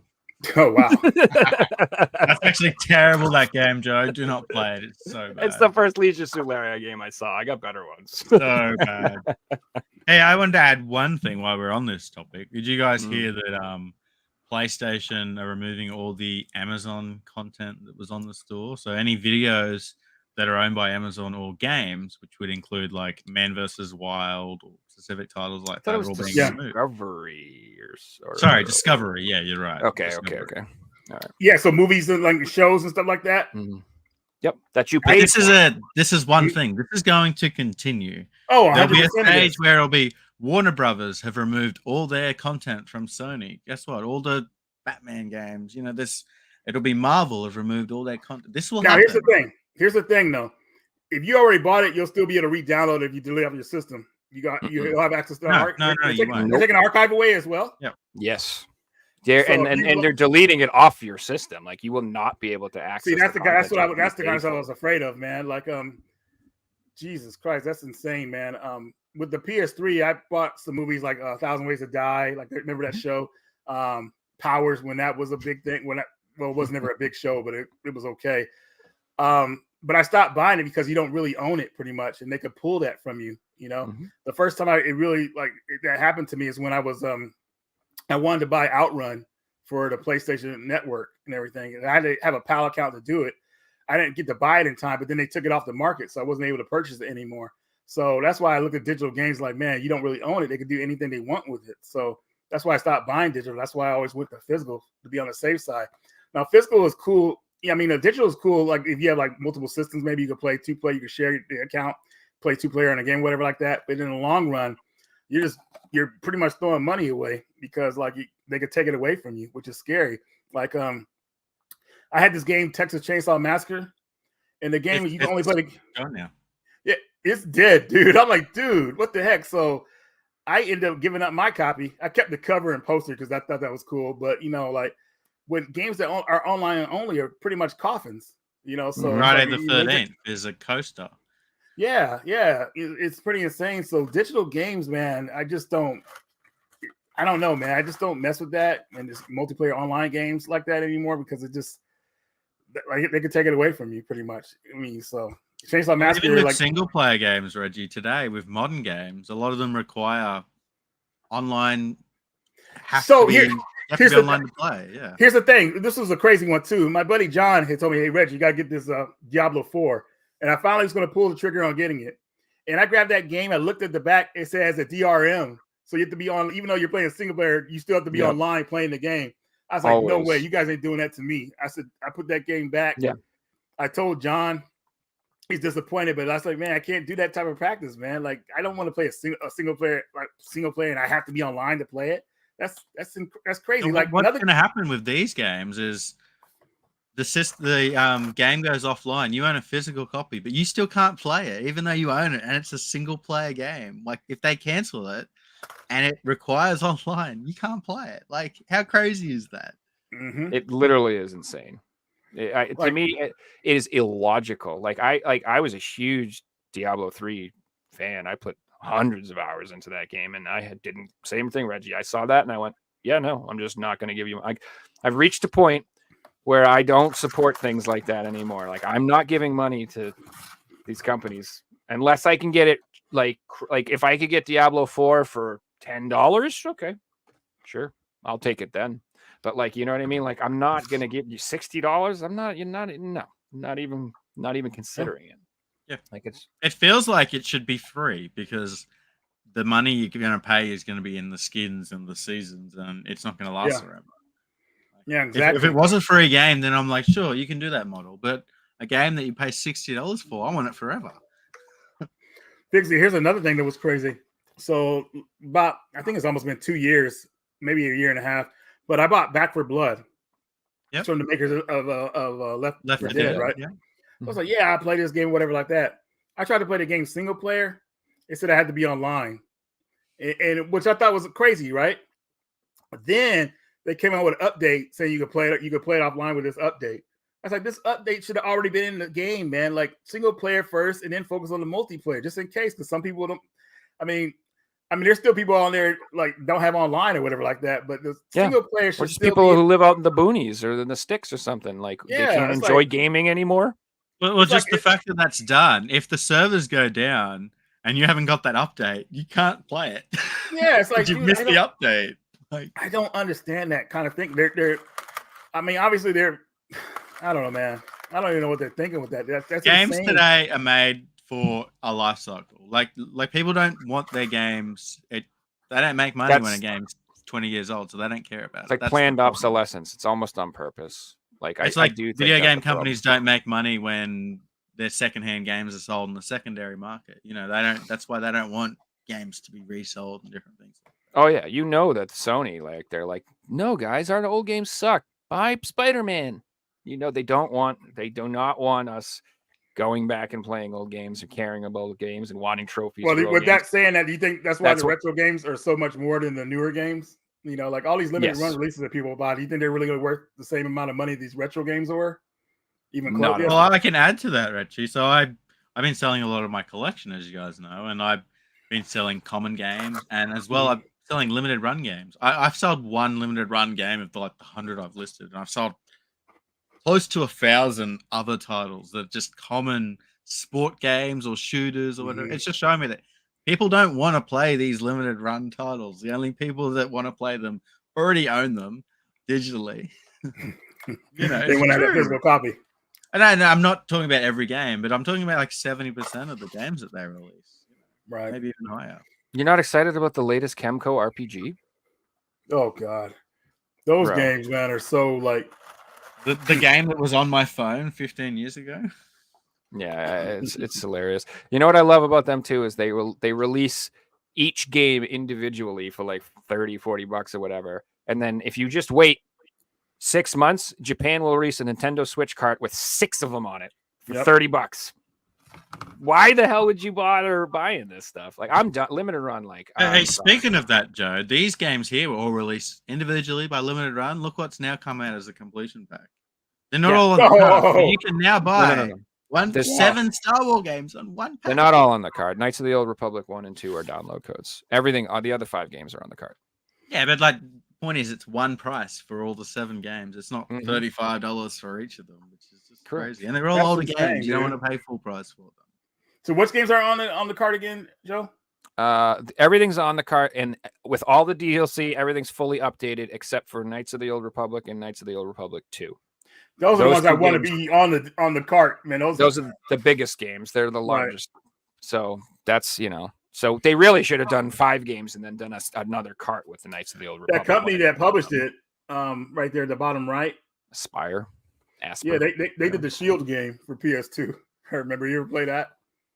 From like the TV show? Yeah, the TV show. With a game? You didn't know that, dude? No, dude. That's like one of my favorite shows. Dude, it's like it's as pretty as the show, man. It's on the cheap. Bro, voice actors in it and everything. I can't believe you don't own it, dude. It's hilarious.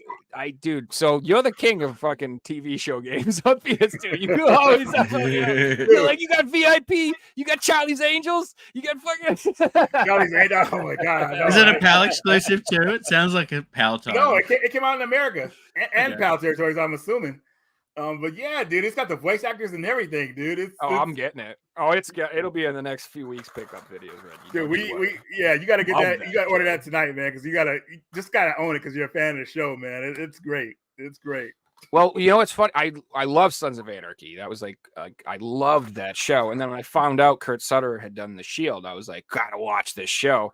And it's so similar, and like all the actors from like they're all on it. I'm like, it's that guy, it's this guy, it's this guy. Yeah. So, dude, so even Vic Mackey came back in Sons of Anarchy. Remember? Michael Chiklis. Oh, he was so good. Did you ever watch The Commish, dude?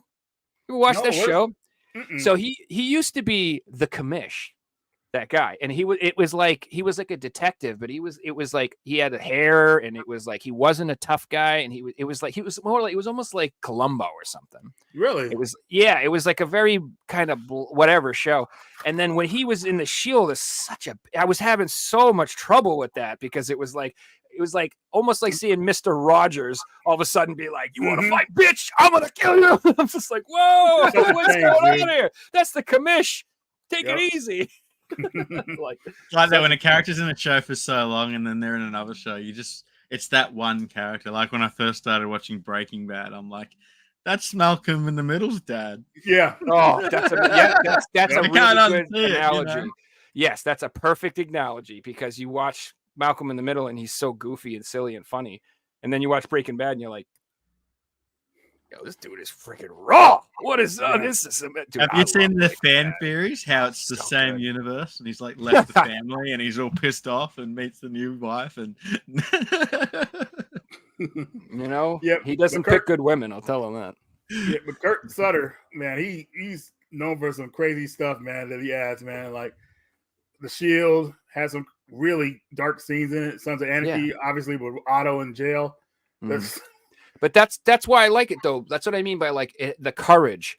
Right. It's like he's like, no, this is the story I want to tell. I don't care how dark it is. I don't care how offensive it is. I don't care how whatever it is. This is the what I want to tell, and I want to show. Like, it's like we're trying to ignore a whole part of humanity and just pretend like it doesn't exist. Like the whole culture wants to like pretend like we're all in a 4th grade kindergarten classroom, and that's not how the world is. It's not like that. It's more like, well, it's not quite like Sons of Anarchy or The Shield. That's probably the extreme. But there are a lot of crappy, bad people out there, and like you should just pretend like that's not how people are. I don't know what I'm trying to say. Like you can't ignore reality and then it just goes away. That's not how it works. You want to look at it. You want to stare into the abyss, lest you become the abyss. That will happen to you once you become it. Once you play The Shield, man, you'll see, man. You're gonna. I'm excited. I'm excited. I'm gonna stream that, dude. Let's go. I got a question for you guys. Are you guys ready to play the Figsy quiz? We are. Yeah. Which PS2 game was based off of a cop show? Let me go.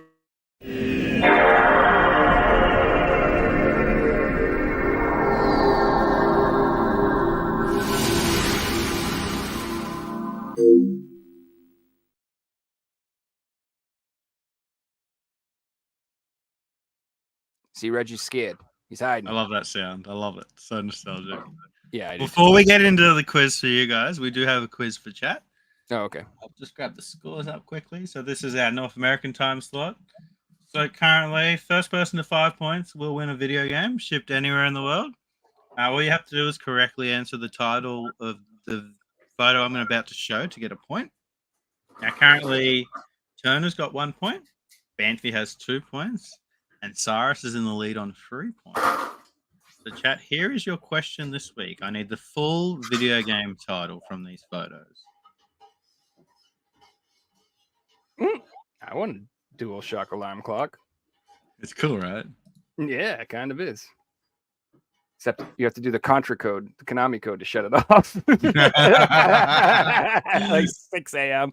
Up, down, right, left. What is it? God damn it. All right, let me think about this second. I want to think about this. Oh, I know what this is. I know from the last two. Something. Oh God, what's the first two? I know the last two. We'll leave this up for a second. I know the last two, but I can't think of the first two. Clock Tower 3 is incorrect. Okay. Future Tactics is incorrect as well. What I missed? We've got chat's question up. Oh, cool. We do have a correct answer though. The correct answer is Time Splitters Future Perfect. Congratulations to Banfi. That was killing me because Banfi takes another point. Banfi now goes equal into the lead on 3 points. Well done, Banfi. Well done. Dude, I loved the Time Splitters games. And I like got all hyped and I was like gonna play them again. And holy crap, the controls are impossible. No, they're inverted. They're inverted. I played it the other day. You can't change it. Oh, bro, you can't fix it no matter what you do. Like it was one of those games where I got my friends. I'm like, we're all hyped. I'm like, let's play some Time Splitters, like we used to play. We used to play it all the time for hours and hours, and we couldn't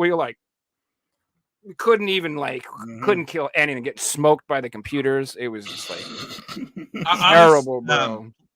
I was testing games the other day, and Time Splitters was in there, and yeah, you're right. Like it defaults to invert controls, so initially you have to switch that around, and then I had to change all the sensitivity. But after like 10 minutes in the settings, I spent an hour playing it. Man, it was so much fun.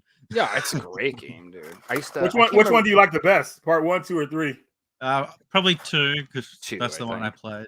2. Which is the one where you have to shoot the bottles. They had like little time trials, and you have to like shoot all the bottles. You know what I'm talking about? I don't remember which one it is. I think it's 2, but I was addicted to that. Trying to speed run all those little challenges and stuff like that. Love that. They were working on part 4 for a minute, but then they canceled it. That's tragedy. All right, Reggie, you're a guest tonight. Would you like to go first, or would you like Joe going first? Yeah, I'll go first. Reggie's going to go first. And I do have something special to announce, guys. So we now have a third member of the Quizmaster team. So along with Pavel and Sylvan, Andy's joining our quiz team. So Andy has done a couple of the quiz questions tonight, and big thanks to Andy for joining the quiz team. Right on. Shows you what I know. I didn't even know that. I'm on the damn team. I didn't know either until Pavel told me, so kept it a nice little secret. So here we go. A bunch of questions about Vegemite. Question 1. What is the best thing to eat with Vegemite? All right, Reggie, question number 1. This one is for you. Which game in the Final Fantasy series was first to feature motion video sequences and pre-rendered backgrounds? Was it Final Fantasy 4, Final Fantasy 6, Final Fantasy 7, or Final Fantasy 8? Pre-rendered backgrounds? I think it was 7. Correct answer is Final Fantasy 7. No, Dixie made me think it was going to be wrong, man. He said it. I try and do that on purpose. Later, D Street. Thanks for the tip, man. D Street. Good night, man. D Street's in the house, man. He is enjoying a new game, Chaos Break, and Chaos Break's dope. And the other game I totally forgot, Blender Bros. Yes, that's another one. He's enjoying those 2 games. Nice. Chaos Break's fun. If you guys haven't already, D Street does awesome content on YouTube. Be sure to go check his channel out. He's got a huge cock too. It came out of nowhere.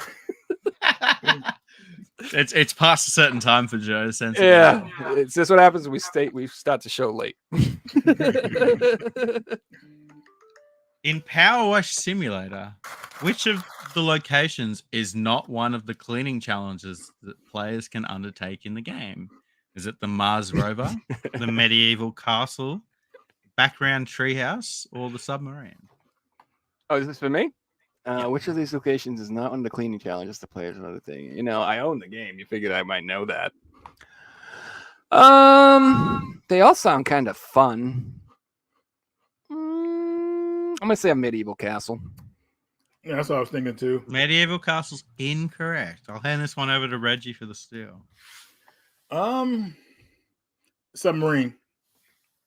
Submarine is correct. Reggie takes another point. What?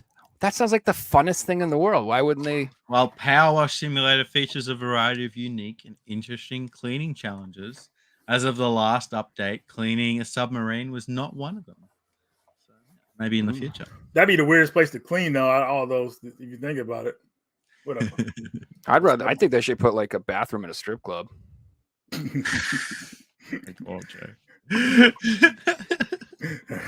Damn.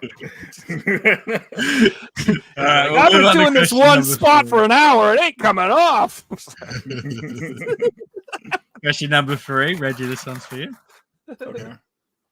Atari Jaguar was released in 1993.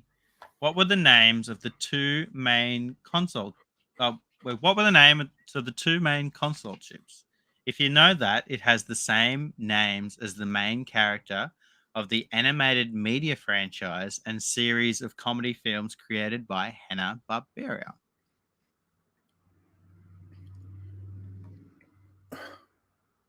Hanna-Barbera. You're right, dude. I'm going back. Remember that race show with the dastardly and the dog?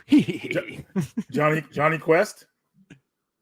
Oh, incorrect. Hand this one over to Joe for the steal. Hanna-Barbera, dude. I'm going to say Yogi and Boo Boo. Good guess, but that one's also incorrect. We were looking for Tom and Jerry.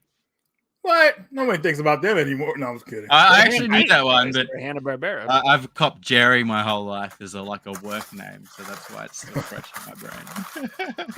I used to work with another person named Jared, and he would be called Tom, and I'd be called Jerry. That was the thing. All right, let's move on to question number 4. This one is for Joe. What Metal Gear game title has a boss that can be defeated by not touching the game for a week or changing the day? Oh, I know this. This is an easy one, Joe. You got this. Which game? 4? 4 is incorrect. Correct. Reggie? Everybody knows it's Metal Gear Solid 3. The end. And you got the boss as well. That is the end.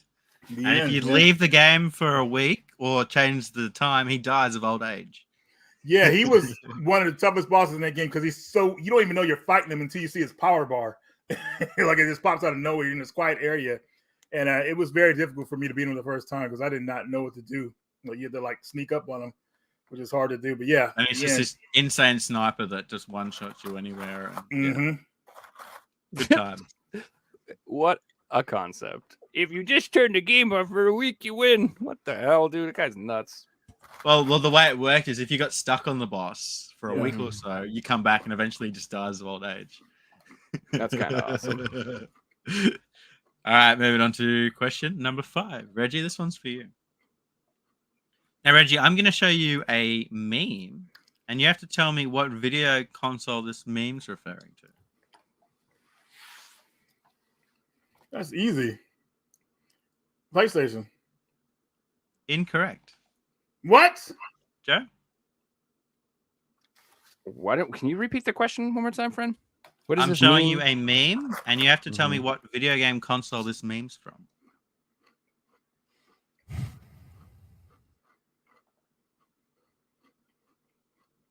Four red lights.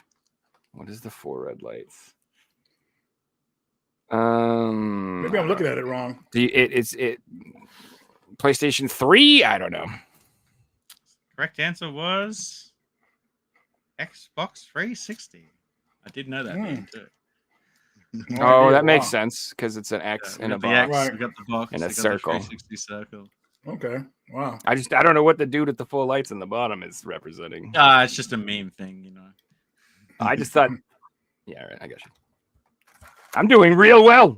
We won't get a score update yet. Shut up, Andy. Yeah, I am. All right, moving on to question 6, Joe. Your chance to come back. I get by on my looks. I don't know. On what console was Putty Squad originally released? 3DS. Incorrect, Reggie. The Wii.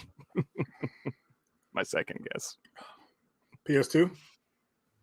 Incorrect. We were looking for the SNES. Really? Damn.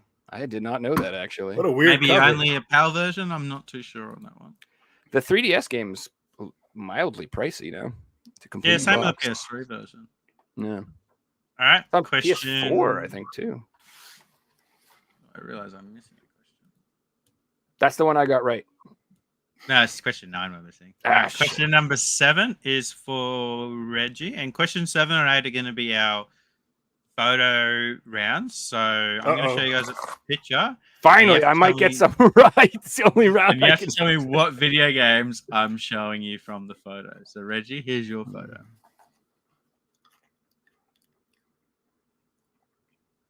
I got that clock at the flea market when I was 13. I also got an Elvis clock and a unicorn one. Maybe Squirtle? Pokemon? Or No, it's not Pokemon. Joe, for the steal? This is Turtles in Time.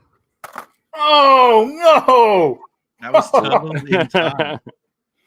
This is my round, Joe's Reggie. specialty. Let's go. no! I'm so horrible at these, man. I think about it too hard. How could I miss that one, man? That's crazy. Wow. All right, question number 8, Joe. This one's for you. All right.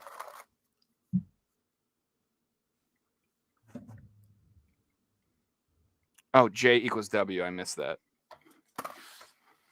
Huh.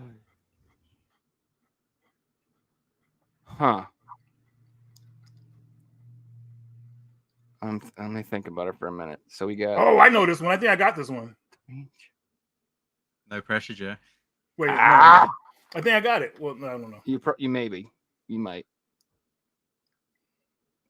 Oh shit. Give you 10 seconds, Joe. Pass. I don't know. I'm not giving no hints. All right, Reggie. For the still. Is it Space Jam because of the stars and then the jam containers? That's a good guess. It wasn't Space Jam. Chad It have should got be. it right. Star Wars. It was No. Star Wars. Star We had the Jars. star in the jars. Yeah, J but- was what- W. Okay, that's fair.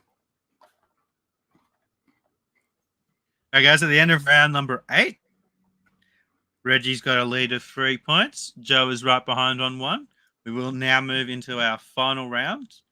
So the final round, there will be 13 points up for grabs.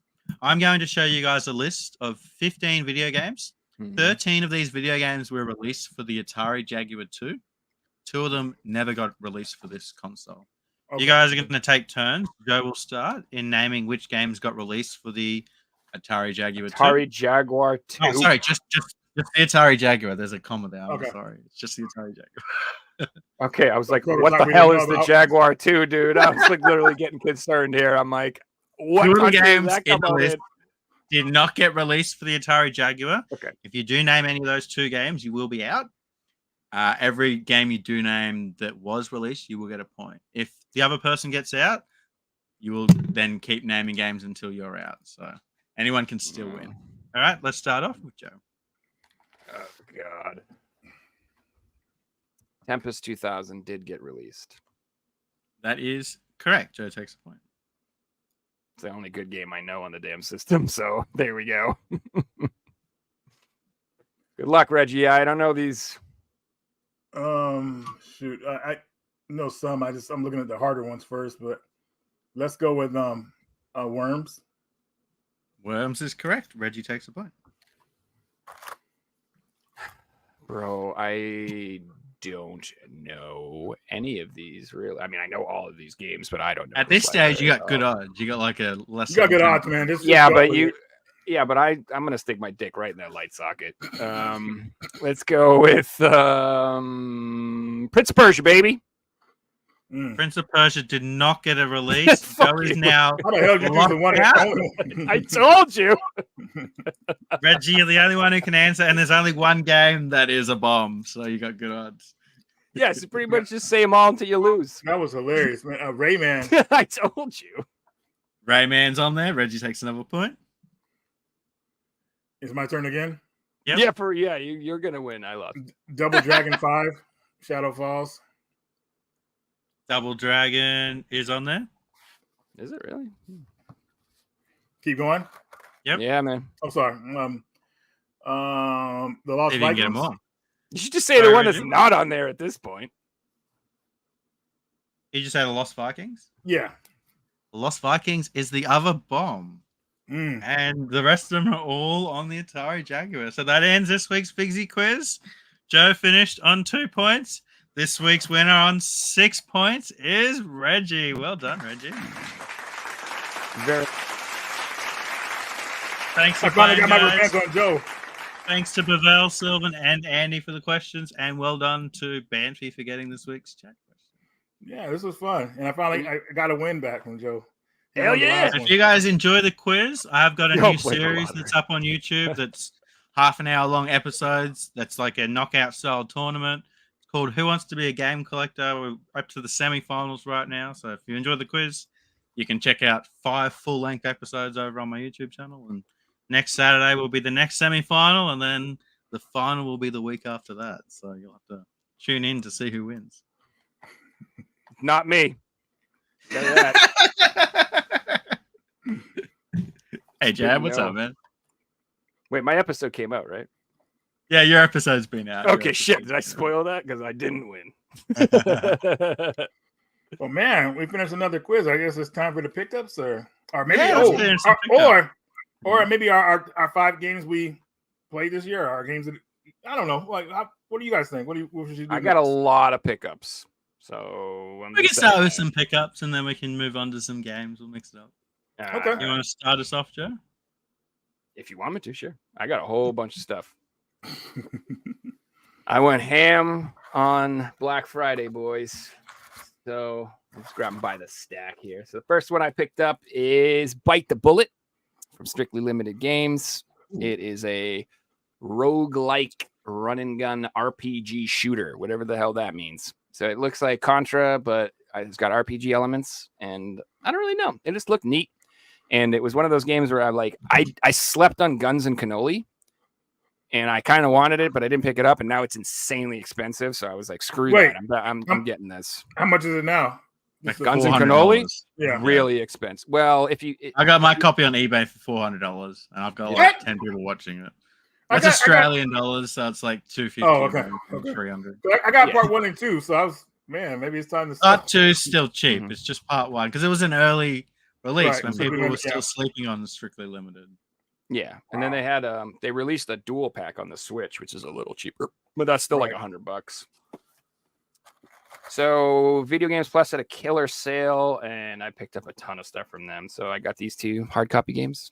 This is Electronic Super Joy 2. These were on sale for like $9.99 Canadian. Right. So I was like, dude, I will take both covers at that price. Thank you very much. This is like a really balls to the wall hard platformer, kind of like Super Meat Boy type game. Okay. Oh, yeah, cool. And then it has the spine's different too. Yeah, actually, it looks awesome. Oh, that's so cool. White. I kind of want them both. Yeah, dude. So they did that for each of their releases, except for like their Dusk. The latest one doesn't have one, and it might be one other, like maybe Lich Spear. I don't think has it, but most of the games. I know their audience. Yeah, and it also's got a bitchin' soundtrack. So if you like electronic music, it's really good. So these games, I told you I'm getting like first-person dungeon crawlers. I've been really into collecting that genre, and these are 2 of like kind of like the oddballs, like the ones that are a little more uncommon. So this one is called Undead Darlings No Cure for Love. I don't know if I'm going to sell you on this one, guys, but it's first-person RPG where you are looking for are you the cure for lovesick zombie chicks? So yeah, you can kind of put this together. This is a limited run game, though. I didn't even realize that actually. But anyway, it's an official limited run, or is it just one of their other?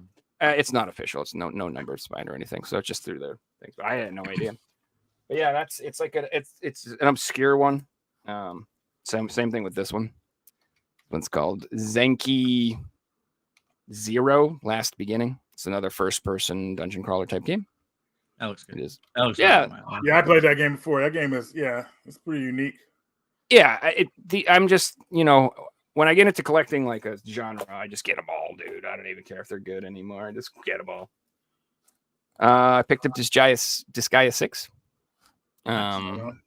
These games are cool. They're kind of just 7 of them or something like that. So it's a bit overwhelming to get into the series now, but it's like one of those. I have 1 and 2 on the PSP, and I have 3 on the Vita.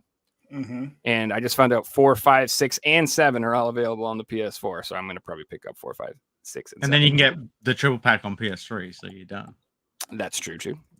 Actually, if you're a fan of like turn-based JRPGs, then Disgaea is really fun. But if you're not a fan, then you're not going to enjoy it. So. Oh yeah, it's a strategy RPG. If you don't like Shining Force or stuff like that. All right, so then I got just a whole buttload of Red Art games because these were also on sale. They were like $20 Canadian a piece. So I went ham, dude. So I picked up Karma Incarnation 1. This is like a 2D platforming type game, but it is like crazy weird artwork. It's like really like unique styling. And it's like kind of dark and weird. Like I like games with just weird ass art, and this game has a ton of weird ass art. And then I got Enter Digiton Heart of Corruption. I think it's Heart of Corruption. Most of these you're going to see are very similar. This is like a really low bit Metroidvania type game. That looks cool. Yeah, but it's like a really like lo-fi type experience, but the gameplay is insane. It looks really good. Got this because of Reggie. He told me to get it. I hope it's good. It's called Cat Days, baby. Yeah, it's good, man. You'll like it. It's a Metroidvania, and it's not a very long game, but I would call it like short and sweet. You'll get some good entertainment out of it. So yeah, it's a good game. I like it. I love the art style of the front. Yeah, so it's based off of like a Dutch folklore or some shit like that, or whatever country it's from. I don't know what country it is. I'm sorry if I'm wrong. It's based off of some weird folklore from the country that it came out in. But what I want to say about why I got these games and why I like these games is everybody talks about how, games aren't going to be complete and you can't play games and stuff. Get games like this. Yeah. These games are complete. The whole game's on there. There's no DLC. There's no patches. There's no updates. I'll be able to play Cat Maze. Correct. So like all of these games I'm showing right now, all these little Red Art games, these little tiny indie games, those are ideally the ones I want to collect. I don't AAA games are going to be useless. They're coasters, but these games are complete. Speaking of which, this one is 8 Doors, Aram's Afterlife Adventure. That looks they're all just like 2D action games, guys. So look them up. It's Red Art Games if you're interested in any of these. I got They Always Run. I've been meaning to pick this up for like forever. Looks really awesome. It's another like 2D action type game, but it kind of looks like cyberpunk-ish, I guess I would say, sci-fi-ish. Looks really awesome. I'm just gonna kind of go fast because I have so many. So this one, don't sleep on this game. This is a freaking awesome game, dude. It's called Koa and the 5 Pirates of Mara. This is a spin-off of Chichia Oleti. There's like another game in this series, I guess. This is like a spin-off of it. But this is like a 3D action platformer game, and it's really good. This is a fantastic game. Like, I really highly recommend this. And then I got Fury Unleashed, the Bang Edition. That's cool. It comes in like a cool cardboard sleeve, and this is like embossed or whatever. So like that. It feels thicker than a usual slipcover. Is there anything else inside? I don't think so. I don't think it is. I just think it's just the way they made the game. Like this, like sticks out a little bit, and like this is the cover of the game on the inside. I don't think there's any art book. I could be wrong though. Let me just look. I don't think so, but it is the Bang Edition, so maybe, I don't know. Either way, it's a 2D like Contra run and gun type game. It's got really cool monsters design and stuff like that. It's kind of like got that weird cell, that new, like, I don't know how to describe it. I don't love the artwork that much, but it's kind of like Guns and Cannoli. Yeah, Guns and Cannoli looks like, I don't know, like cut out paper moving around the screen or something like that. I don't know what I'm trying to say. It's not like smooth. It's like it's got that choppy thing. It's got that going on, but it looks fun and it was cheap. And then I picked up this horror game called Shame Legacy Cult Edition for PS5. First person horror. I believe it is. Yeah, I don't know much about. I never even heard of this game, but when I was looking up games over the thing, I saw that it was on there, and I was like, a horror game I've never heard of. Let's get it. It says it's a cursed village, possessed villages, and use your survival instincts, stealth, defend yourself, puzzles, escape or die. Looks pretty cool. Okay. I have no idea if it's good, but it's a horror game, so I figured I'd try it out. Speaking of which, I had to pick this up. Yuppie Psycho. You'll like that one, dude. It's a trip, and you can beat the game within like a minute or 2 minutes too, if you want. You get a you told me you could just be like, yeah, no thanks. I'm not doing this, and go home. But yeah, the reason I picked this up is you said that it was the developers made this. What's the other game they made? Count Lucador. Count Lucador, yes, yeah. Lucador, and that's a surprisingly dark and good game. Like it's looks kind of simple and cartoony. You wouldn't think so, but it was pretty good. So I figured once you told me that was the same company, I had no idea. So I picked this one up too. I almost got the Switch version, but the PS4 version's actually kind of pricey in comparison. I feel like this one's going to be really hard to get in the future. Didn't get in a regular Western release, I don't believe. I think it only got It didn't. Yeah, you're right about that because their companies are kind of downsizing PS4, making PS4 copies of games. They'll usually skip the PS5 or just go to Switch. So limited quantities on PS4 games. Yes, I've seen that a lot where like a game will come out and the PS5 is $30, the Switch is $30, and the PS4 copy is $40. Yep. I'm like, what the freaking hell's going on with that? It's happening. Yep. I mean, I'm glad in a way because it does need to happen. But speaking of which, I'm glad that they're not making any more of these. This is the last freaking PSVR game I think I need to buy, hopefully, for a while, other than a couple like weird variants or whatever. This is the Walking Dead Saints and Sinners Retribution Payback Edition. Got released on the PS4 with the PSVR, not PSVR 2. This is like the original PSVR. So it's like the last game. And yeah, although my copy is Amazon sucks. It's the box is all freaking trashed. I don't know if you can see it. Report it to him, man. They'll replace it. Yeah, dude. I spend so much time returning stuff these days. It's just I'm so sick of it. We got a question from Mark. He's asking Arts and Illico or Xenosaga? Mark, that's a tough question. That's a tough one. I go with Arts and Illico myself, which is probably the least favorite answer. But I'm gonna unfortunately. Oh, this is tough, man. Because Arts and Illico, I really like the first two games. But Xenosaga had a strong ending to that series. Man, Xenosaga 3 is awesome. But if I had to go back to a game, oh my god, I'm sorry, Joe. I don't mean to take up your time. No, it's all good, man. I gotta make the choice. Guy asked, you got to answer. But where I'm at in my life and where I was back then with those games, now I would actually choose Xenosaga. But back then, when they first came out, I would choose Arts and Illico. But now I hope that's just a double answer, but I'll just say Xenosaga 3. Xenosaga series. There you go. Ain't nothing wrong with that. That was a tough one, though, man. I like both of those games a lot. Yeah, some people, some questions are like, I don't want to choose. No, I want them both. Just leave me alone. Gunward, yes, dude. You finally got it. Hell yeah. I went ham on the Red Art games, dude. I couldn't say no. I just ordered the vinyl for that game. The soundtrack is so good, Joe. You're gonna love it, man. Dude, it looks freaking awesome. So out of all the games, this one looks probably the best, and then the second best, or maybe the best, depending on what you think. I got this finally too, dude. Nice, let's go. Finally, I was like I said, I think I spent like $200 on just Red Art games. I was sweating up because I wanted all these games for so long. $300 by buying them without paying shipping, getting them half price. Was I the one to talk to you into getting that game? Yes, you did. Yeah, I saw it on your channel. It's one of those ones where I peeked at it a few times. I'm like, that looks pretty cool, but I never dove in on it. But then you were like, this thing's good. I was like, all right, I'll get it. Like Mark with his tough questions, man. Ugh. Then I got on the spot. Omega Bot. Yeah, I ordered that one too. It hasn't got here yet, so I'm looking forward to playing that one. It looks dope. It says avoid traps and deadly obstacles using your weapons. It's another 2D action game, but I watched gameplay of it and it looked really good.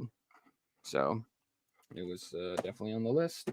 And then I got Nuclear Blaze. Wanted this for a long time actually, and I just hadn't picked it up yet. And yeah, where'd you pick up your copy from? Video Games Plus. Video Games Plus. Does that look weird how big the PS4 thing is on the spine? Yeah, that's a little odd. It's so big. In case you didn't realize. You're right. That's going to look terrible on the shelf. Return. I'm just kidding. I'll put it with the box. It comes with like some keychain or something like that. The box shouldn't be like that, but I don't know why they did that. But it feels like it's a controller box or a console. Yeah, like something else would be in there. Yeah, exactly. There's a keychain included. Oh, there it is. See? Yep. There you go. Because that's, everybody need, I should, you know what I should do? I should go through all of my fucking collections and get all the keychains and build list one massive video game keychain with like 30 things on it and just be like, I have the ultimate keychain. Video game keychain about 10 kilos. All right, so that's on my PS4. Take all your video game coins to a pawn shop and see what they'll say with the metal. So I got 3 Switch games, which I know, you know how it is. But these are all like Yeah, I would highly recommend all three of these. So the first one is called Sunblaze. Oh, This is a 2D action platformer. It's kind of like a Celeste clone. really? Yes, and it Not as looks hard? fucking fantastic. I don't know how hard it is. It does not look easy. It looks pretty difficult. I might have to skip it. But it only like got released in Asia. Like this has no Western release at all, as far as I know. Show us the back a little So, bit. sure. Okay. So you can get in there in a little bit. So the graphics, you know, it's not quite as pixelated as Celeste. It's like a little more updated version. But dude, I would just check it out. If you like Celeste, I prefer that out. look art style. I wasn't a massive Celeste fan of that art style myself. Yeah, and like I said, it's Appreciate just the this gameplay. this will be like a rare and obscure collectible game. It's only on Switch. For sure. Only on Switch. Only got released in like Asia. I think the only place selling it is Play Asia. That's where I got it from. Okay. So Checking all the boxes, yeah. check it. Yeah, dude. And like I said, it's so this next one, I don't know if it'll have quite the same appeal long term, but this is called Toho New World. I don't know if you're familiar with the Toho series, but like the guy who made it's like an anime or some shit like that. But the guy who made it, or they made a game out of it. He like gave away the license so anyone can make Toho games. That's so cool. there's like a million different Toho type games, but this one's really neat because it's like a 3D action shmup. Like I don't know how else to describe it. Like it's like, have you ever played Fury, that game on PS4, where it's Fury. It's like a bullet hell, but it's like a 3D action game. I don't know how else to describe it. Like, so it's like you're like, it's like third person perspective, and you're jumping around like, you know, like whatever, but it's like all freaking bullet hell, and you have to dodge crazy patterns and do stuff. It looks really good. Like as soon as it was announced, I was like, I have to get it. And then they sent me this cool little art thingy with it too. You just to let everybody know, when you guys order from Play Asia, at least try to order $100 worth of stuff so you can get that free shipping, and that makes it worth it too. I'm pretty sure when you order from there, don't just order one item. All my orders are 3 or 4 games for that reason. They know what they're doing. They know what they're doing. Stage where if you bought one of their games, they just gave you free shipping, and it was like a really good incentive to buy their games. I don't think they do that anymore. Okay, so this is the one I had to look up the name of because I don't freaking remember. See if it's still on it. Okay. Oh, you bastard. Do I have it on here? Name that game. Gosh, I'd have to. All right, it's called. Man, no, I really need to look it up. Hold on. I'm so sorry. It's in Japanese. It's called like Parhoni, Blaze in the Deep Blue. Reggie, this is a 2D action game made by Inti Creates. Whoa. Oh, I remember that game. You got a physical? It just came out, bro. This looks dope as hell, man. You got a physical and you didn't tell me, man. We always talk about games coming out, man. I wanted to surprise you, bro. You got me. I literally figured you would just have it, dude. Like it's the guy, the Azure Striker Gunvolt people. You know what I mean? Yeah. So it's like I've been sleeping on Play Asia for a minute, man. So yeah, oh my god. If I can get it to focus, if you can see it. I would think they would bring that in America, some company, but there's no reason to wait for them anymore. You just get it from Play Asia because they put it out fast. I used to just always wait for like English. Now I'm done. I don't do that anymore. Yeah, give me the Japanese copy. If it's got English, I'm cool. I don't care anymore. It's like every shmup gets released in Japan like a year before it gets released over here. Yeah, like it always happens where I buy the Japanese version and then a year later it gets released out in the West, and then I end up replacing it and selling my Japanese copy, and I'm just like over that now. Well, you know what happened with me? Scarlet Symphony came out. And I got the Play Asia version. Now Limited Run has announced their version. I'm like, dude, it's like a year later. Like, it's like, yeah, dude. And that pisses me off so bad because the sequel got announced on Play Asia, and it had English it said it everywhere, English, and then all of a sudden, like right before, like a couple weeks before it got released, they said, actually, we're not putting English on the cart. And you know why? It's because Limited Run are going to release it in a year. And that's what sucks is like I have the Japanese, the first one, and then the sequel that's going to come out. I can't buy the Japanese copy now because it doesn't have English. Now I have to wait a year for the Limited Run one to come out. And then once I order it, I got to wait a year to get it. And I'm just over that, dude. I'm over it. I would take the play. I don't care what language is on the cover anymore. And 9 out of 10 times the Japanese they have better artwork anyway. Yeah. So it's like I'm like so over it. I do like my spines to be in English because I like the way I look at them on the God, shelf. looks and everything. Then again, like I'm getting to the point where I'm learning other languages and learning Another letters game. in different languages, so I don't mind anymore. And just want to give Manifest a shout out for the donation. Really appreciate it. You guys don't have to donate, but it's always awesome. Another game they did that with, where it still hasn't got an English release, but a Persona Arena got released as a physical on PS. Yeah. And I'm thinking, like, I was going to buy that version, but they took the English out of it.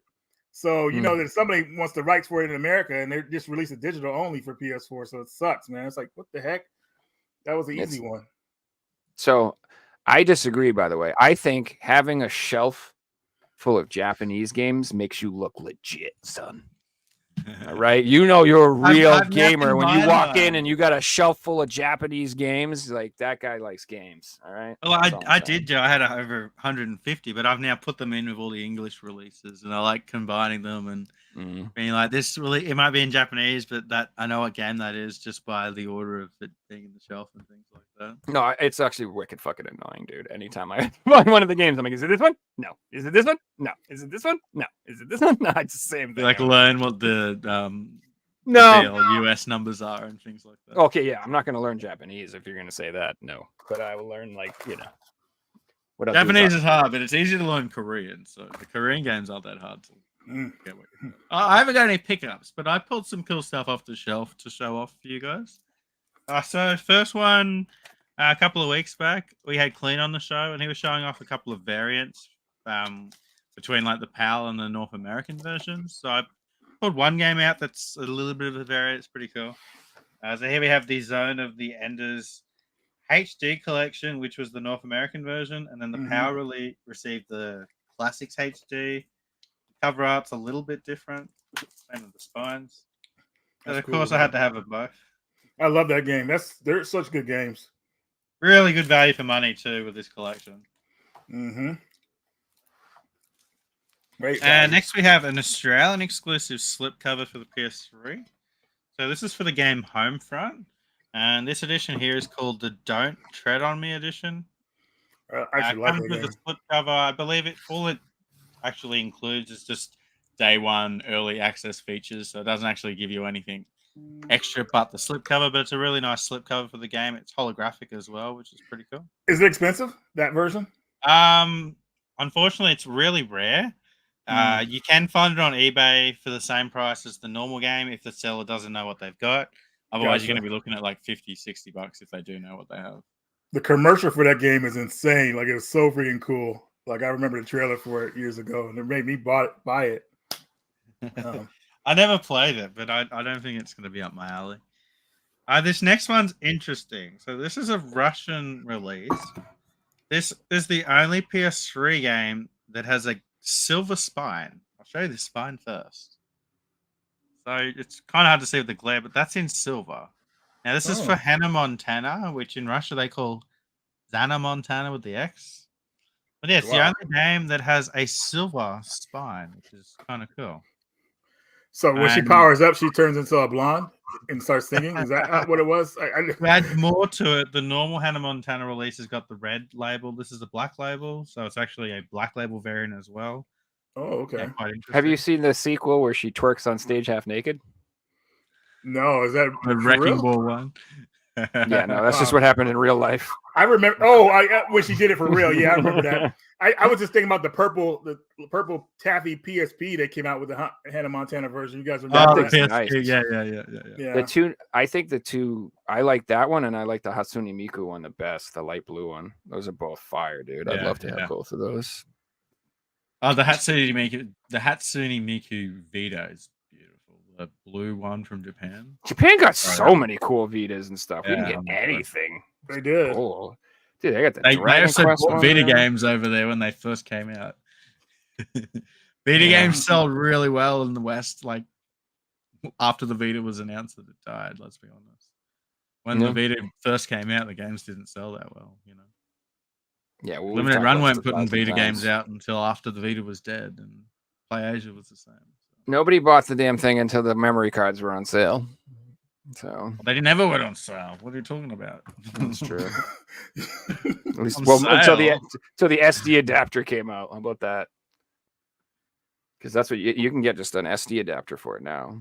And you can takes the their whatever memory stick Duo Pro, whatever the hell that crap is, and you can just slide on micro flash in it.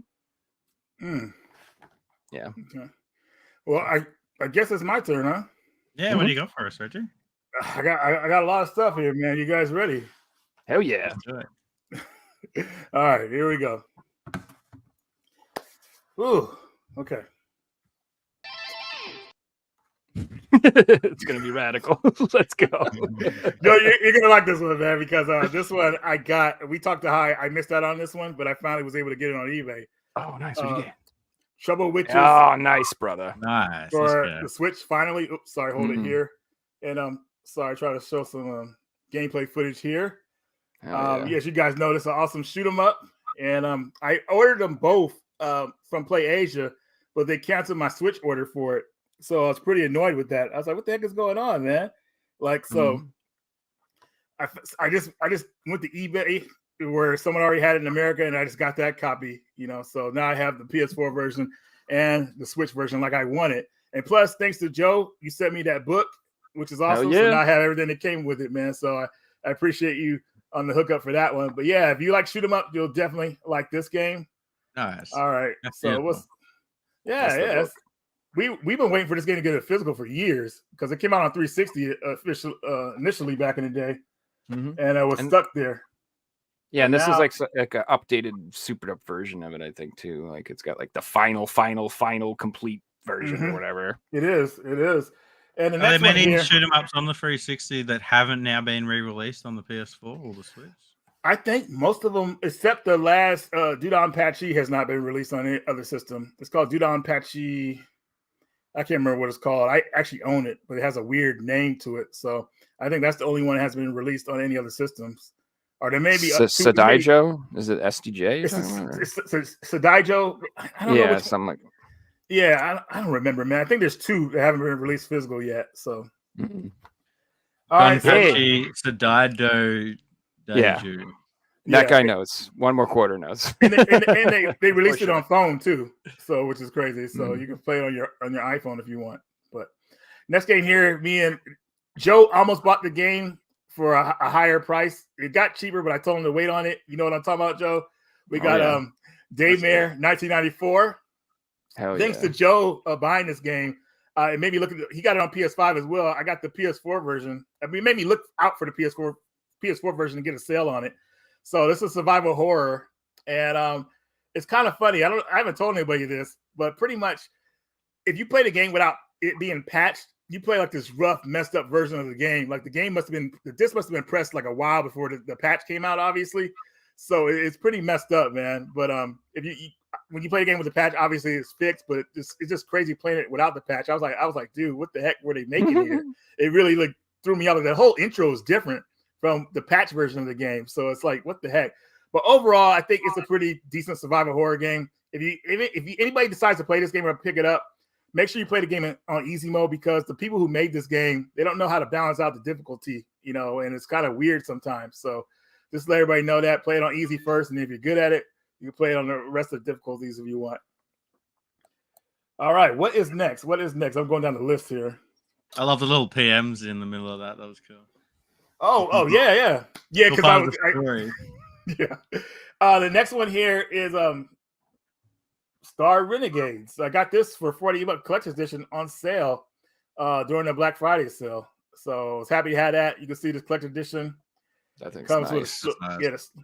It comes with a sleeve here, and you open it up. It comes with, you know how the strictly limited boxes are, man. They're loaded up with stuff. So they are nice. Their collector's editions are gorgeous, dude. They are. Now they're starting to put them on Amazon, man. So I was like, heck yeah! Like, more people will get on this. Like they sold out the first time when I picked it up. Like it gradually just sold out pretty fast, and then they restocked it. But I think look how full that box is. Like, it's not wasted space with cellophane and different things like that. Soundtrack, got a poster, got art cards. Yeah, man. The box itself is dope too. Like, let's just be real. That's really nice. I like the coloring. Yeah, being like a roguelike RPG, I kind of told you guys how it was before, but it's a really compelling game, man. I think it's really cool. And a lot of people don't know about it. It was on sale on Amazon for like $11, the regular edition for PS4. I should pick it up. It's definitely something. It has a really good soundtrack too, brother. The soundtrack in this game is insane. So I was happy he had a soundtrack CD with his collector's edition. But it's definitely something you guys should check out because like it's just one of those games that'll be like sought after in the future. I think like at least for the physical, I would say. But yeah, as you can see the gameplay here and everything like that. So it's pretty insane. But it looks cool. God, you know what does that remind me of? It reminds me of shit. I love the card system in the game. That's so cool. Yeah, it's fun, Figs. You guys would definitely like this game. I love sci-fi stuff in RPGs too. Like I've always been a Phantasy Star nut, and I always liked how that walked the line between fantasy and sci-fi. So I thought that was really cool. So I'm down with that. It gave me like Yu-Gi-Oh vibes once they brought the cards into it. I'm like, oh, that's so cool. Next game we talked about earlier. This is one of Joe's favorite shows of all time. Buffy the Vampire Slayer. You just watched it. I think you're gonna show the shield. But Buffy the Vampire Slayer, we both know the episode that stuck with us out of the whole series. What was it called? Silent Night, Joe? With the gentleman. I don't know the name of it. Well, it stuck with me, man, because this episode where these guys they made the whole town not be able to speak, so the town was quiet pretty much. Oh, and right. Pretty much these guys called the gentleman would come out at night, and if you answered it, they knock on your door, if you answered it, they would take you down and start cutting really you open. Creepy looking. Why that's how they float in the room. It's pretty insane. So like you see how they're just going across the street. You got people hiding from them and everything like that. So I just remember the scene right here where the dude answered his door, and you see what happens next. They and the straight jackets. Yeah, but look at him. He can't scream, so they're pulling out this knife. He's seeing they're holding him, and they're pretty much gonna dissect him while he's alive. It's like the scene in RoboCop 2 almost, like when they grab that dude, and yeah, that scene was insane. But look, and they're smiling the whole time. And it's that just is pretty creepy, dude. And he can't scream. It's like, dude, that's insane. But anyways, Buffy the Vampire Slayer Chaos. What's it called? Chaos Bleeds. I think it's a pretty good game. I don't know if it's as good as the first Buffy game on Xbox, but if you're a fan of the series, they got some of the voice actors to come back, which is cool, and it's its own story. So you could maybe say it's canon too. So I 100% played either that or the prequel back in the day, and I don't own it now, and I've only just remembered. I'm like, I've played that gameplay before. I remember the little stabby thing, and oh my god, it's just giving me nostalgic vibes. Now I need to pick it up. Yeah, and was the first one on PS2, Reggie? Sarah Michelle what was that? Was the other Buffy game on PS2 you mentioned? No, Xbox only. Yeah. Okay, well, I would have played that one because I didn't have an Xbox. So. Okay. I think this game. You told me earlier, Joe, like Treasures of Aegean. That's how you pronounce it? Aegean, like the Aegean Sea. Okay, Aegean Sea. All right, so this one I just recently got from a friend, and it's pretty much it reminds me of Uncharted, like a side-scrolling Uncharted game in a way. So I'll show you guys some footage here. Oop, wrong one. Next one. Nope. I don't have the hotkeys. Whoa, wrong one again. Jesus Christ, man! I'm supposed to be on this. So you see Fizzy like taking. I guess. Hey, whoa. I know I gotta have these ready, but here it is, right here. Okay, there we go. I'm like, what the heck, man? I'm like, these things are mixed up. This looks like all hand drawn. That's what I liked about it. Kind of like Prince of Persia. Yeah, I mean that looks gorgeous. So yeah, it's pretty unique. I'm hoping for something pretty cool here. I played the first couple levels. It's like Uncharted meets what's that game called? The Mirror game where the girls jumping across the buildings and everything. Mirror's Edge. Mirror's Edge. Yeah, it reminds me of that one in a way. So you're moving fast and making jumps, and or you can say Prince of Persia in a way, like a fast version of Prince of Persia. That too. Yep. But yeah, I just got this one, so don't know too much about it. But it's just gorgeous. Looks like it's like playing a cartoon, dude, like a Saturday morning cartoon almost. I love it. It sparked my interest pretty much, so I'm happy with it. Okay, moving down the line here. I love how the colors on the front cover are in the game as well. It's like a really cool color design. So I recently got the one-up countercades, and obviously I don't want to hold them now. So I filmed some footage before we started the stream. Nice. So I got the Marvel Superheroes one, NBA Oh, those are a Jam. lot smaller. I thought they were bigger than that. That's kind of. I mean, they're kind of bigger when you're up close. And I don't everything want like them that. to be Those- bigger. I don't want them to be bigger. I want them to be that size. That's perfect. But yeah, those are the Pac-Man ones right there. So I got 4 of them. I spent like pretty much like about a little over $400 for all of them, so $99 a piece. Pretty much they went on sale. I wouldn't have bought them otherwise, but I'm happy to have those. So that'll be on my video tomorrow, possibly. Well, yeah, it'll be on tomorrow's video. I want the Pac-Man ones. I'm not gonna lie. I love Miss Pac-Man, dude. Yeah, the Miss Pac-Man one is on point. It's the only one that doesn't have a light up marquee though. So I got to replace the marquee later. But all the other ones have light up marquees, which I was happy about. What the hell is Super Pac-Man? I've never heard of Super Pac-Man. Super Pac-Man is a sequel to Miss Pac-Man or Pac Plus or whatever. It's like it plays like Pac-Man, but you get fruit instead, and you have the 2 power-ups. You have the power pellet power-up, and you have the Super Pac-Man power-up, which is pretty much you go through the ghost monsters. You don't eat them; you just pass through them. So it's kind of weird. Huh. But I think I'm amazed that I have like 50 Pac-Man collections. I don't think I've played that. It's crazy to me. Yeah. Okay. I'm digging the red shelf you're using for the Switch games. That's awesome. I know, right, dude? That shelf I've had that shelf since I moved here, man. That shelf's pretty badass. I got it from like a furniture bank, so yeah, it's hard to like. How do you get a red shelf to look good? But the red spines, yeah, that looks cool. And the next one here I got is is this? I don't know. I don't think I've shown this one before, but never mind. That was going to be the games I played this year. Let's go to this one. I recently got some Sega Saturn games, English repros, and the first one here is a KO Flying Squadron Part 2, which is a game I was trying to get years ago on the Sega Saturn, the PAL version, because that's the only version that's in English. But Pipe Dreams Games was making some repro games, and I bought it from him, so I'm good with this one instead of buying that $300 one, which is probably increased in price from when I was looking at it back in the day, because that was back in 2012. So I could only imagine what's going for it now. Like Saturn games is like on the point where they're on the level with Neo Geo, AES. So pretty insane stuff, but has a little funny cartoon scenes in the intro to kind of like give you a laugh. And this game is actually generally funny, dude. Like the dialogue is hilarious.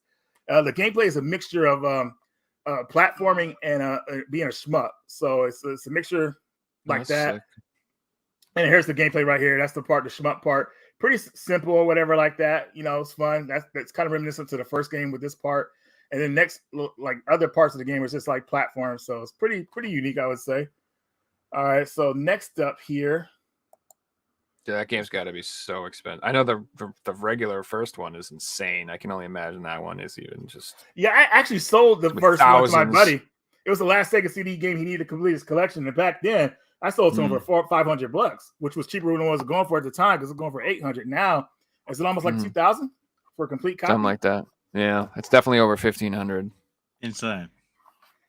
All right, so next one here is one of my favorite survival horror games of all time. It's actually pretty cool. Everybody compares it to Resident Evil, but I like to say it's its own thing. But here is Deep Fear for the Sega Saturn. Dude, the intro to this game is so eerie, man. But it's like, dude, like pretty much there's a virus going around, and the people who get infected with it, they start mutating.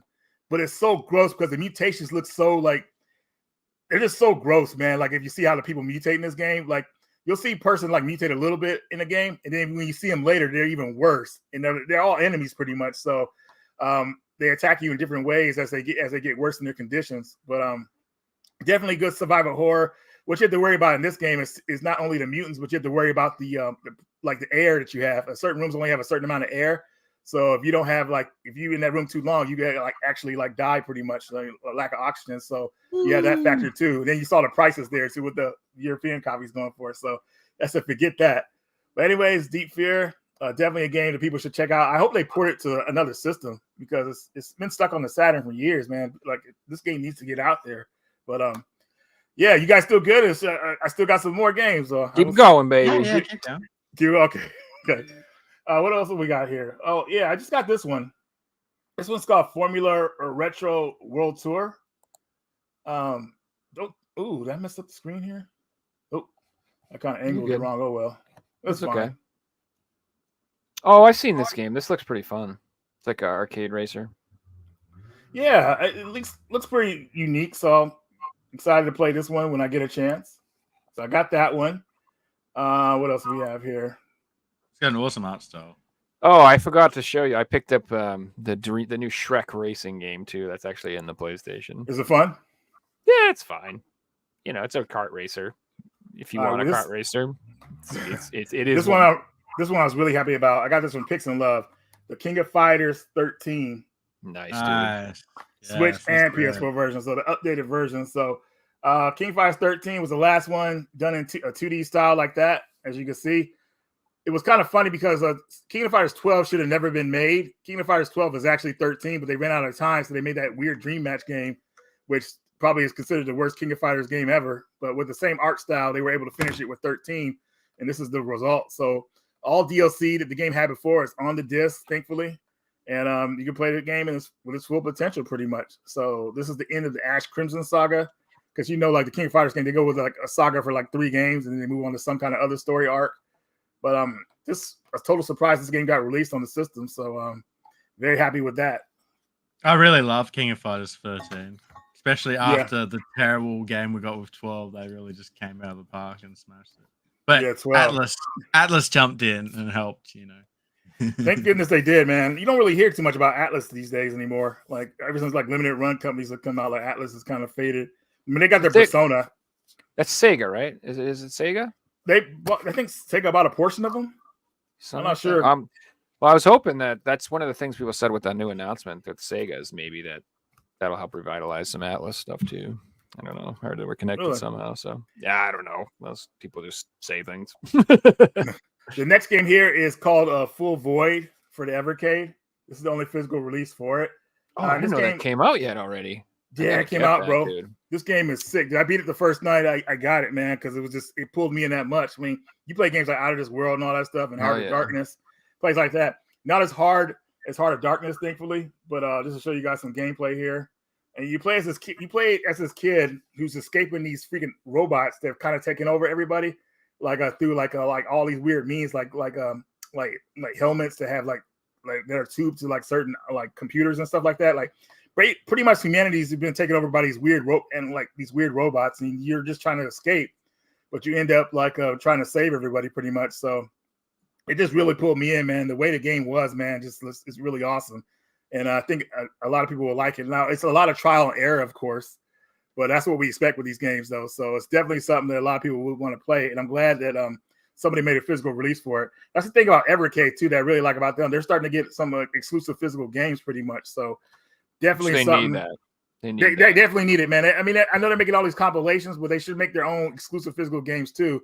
And this being the first one I've seen, so yeah, man, it's really on point. And yeah, the Evercade collection at this point is looking pretty awesome. I'm not gonna lie. The value is insane, dude. Yeah, 100%. I seen Miguel's collection the other day, and he's got every single title. I was blown away by how many titles have actually been released at this point. And they look fantastic together too. Mm-hmm. Yeah, the only thing they did that bums me out a little is they have like a regular version and then an arcade version sometimes, and they're like 5 of the games will be the same, and they'll have like 1 different game, and I'm like, do I really want to buy this again to get that? Is there a reason for the multiple colors? The maroon style and then the blue console and then arcade. Purple is arcade. Okay, that's what it is. Yeah. Next game here. Blue is like. Blue is like Commodore 64 or some shit with the blue one. Blue. Thing. They have like blue covers, not the spines. Next game here is a game that's so obscure that not even Figsy and Joe knows about this game. This is Bang Busters for the Dreamcast. I did not know about this. This game was released on a Neo Geo years ago, and it finally got a physical release. No, it plays like freaking Snow Brothers. Oh, okay. Ooh, nice. Yeah, I love arcade games like that, dude. I love Snow Brothers and Pang and Buster Bros, all that stuff. There we go. Get that footage going for you guys so you guys can see it. So it came out on Neo Geo, MVS, AES years ago. It came out on Neo Geo CD and then Dreamcast finally. That's the more accessible version of the game. But you can see here, dude, it's really fun, dude. Really like Snow Brothers. Wow. Yeah, and the Dreamcast version is the easiest version to get. So I would hope they would port it to something else too, like more modern, but I'll take what I could get. So I'm just happy the game got a release that's affordable for people. But yeah. Kind of reminds me of Poppable Mail. Yeah, it looks like Papa Mel with the different how they look and everything like that. But yeah, man, it's a really cool one, Like man. the Definitely. spaceship outline makes you feel like you're in the spaceship. Yeah, dude. You go to all these different worlds, man. It's actually really fun. Then you fighting penguins. What? All right, going down the line here. Oh, this one's a big one here. This one just came in the other day. So I don't know if you guys have ever played this game. Where did it go? It was here. There we go. I think Joe might have this game. Wallachia? Oh yeah. I love that game. Nice. I have the Switch and the PS4. Well, not only did I get the game, but I got the vinyl for it as well. Oh, that's sick. So I went all out, man. So I got the vinyl for it. That'll be absolutely like a collectible game down the line. Got the CD soundtrack just in case the record player goes out, and a little art card here for it. So I like some of you guys that don't know what this game is. I'll pull it up for you real fast. It's really good. It's pretty much it reminds you of Castlevania, but it plays more like a running gun. But you could play it like a Castlevania too. It's like the girl has arrows and she has a sword too. But you could like chuck those arrows out like you're playing a running gun game, which is pretty insane. But you'll see right here when I'm about to fight the first boss. But you can also play it like a Castlevania game with just the sword, and it just feels different, which is nice. So you can change up how you play the game. It's cool. A lot of fun. And there's the sword right there and everything. Hard. It's hard, but it's hard to where you'll figure things out. You just got to take a couple of times to kind of remember stuff and what's going to happen next. You just can't take a break in this game because like you'll forget something and then you'll mess up a pattern and get killed. But it is a lot of fun, and not a lot of people know it exists, man. So, but I like it a lot. I had to go all out for it, and yeah. Fixie, do you have it yet? No, I want to pick it up now. This looks awesome. Oh, Fixie, you love, man. The music get in the an game Australian is amazing. release, so I'll have to track a copy down from Europe. Yeah, it should be easy for you to get, man, over there. So yeah, definitely. So there's that one. Did it only get Pix and Love, or did it get a VGN Soft?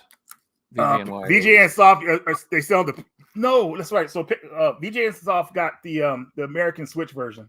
The Switch they one. They didn't get the PS4 one though. Yeah, and I opened the Switch version because that Pix and Love, the Pixel Heart one. Sorry, not Pix and Love. That's Pixel Heart. Yeah, they had that badass sticker on it, man. I was like, oh man, I like that sticker. Yeah, that's cool. I can't open this. I can't open it. So I hate when they put the stickers on the outside like that. Yeah, and it looks dope. It's like that Jetson. Cut it out of the cell frame and put it inside the case.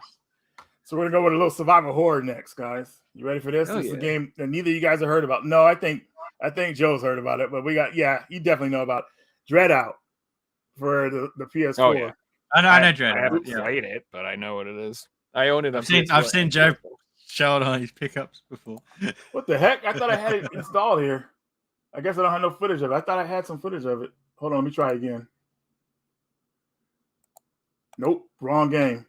But I didn't put the footage. But anyways, it kind of plays like Fatal Frame, pretty much. Like it's everything. It's like a spiritual successor in a way. But I like this better than Fatal Frame because it's like more modern times. Like she's using a cell phone camera to capture the ghosts and everything like that. Well, not capture them, but like spot them out. Like I was playing this game and it was trippy. You start off at a school, abandoned at night, pretty much. And you know how school buildings look at night, man. They look pretty creepy because there's not much lighting going on. They're very eerie. Mm-hmm. Start off in school, you're walking around, you get a cell phone call from this girl that said you make fun of her or something like that. And she was saying all this gibberish. And then basically she's saying it's on site, pretty much, right?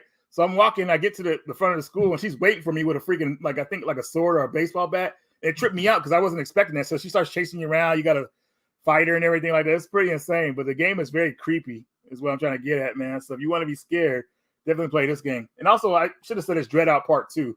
Not Part 1 hasn't got a physical release anywhere, unfortunately. So only on Steam. But definitely a good survival horror game to play. All right, we'll keep it moving here. All right, so one of my favorites on this list. You guys know I recently beat it, and this is Guilt for the PS4. Nice. Yeah, man, Guilt.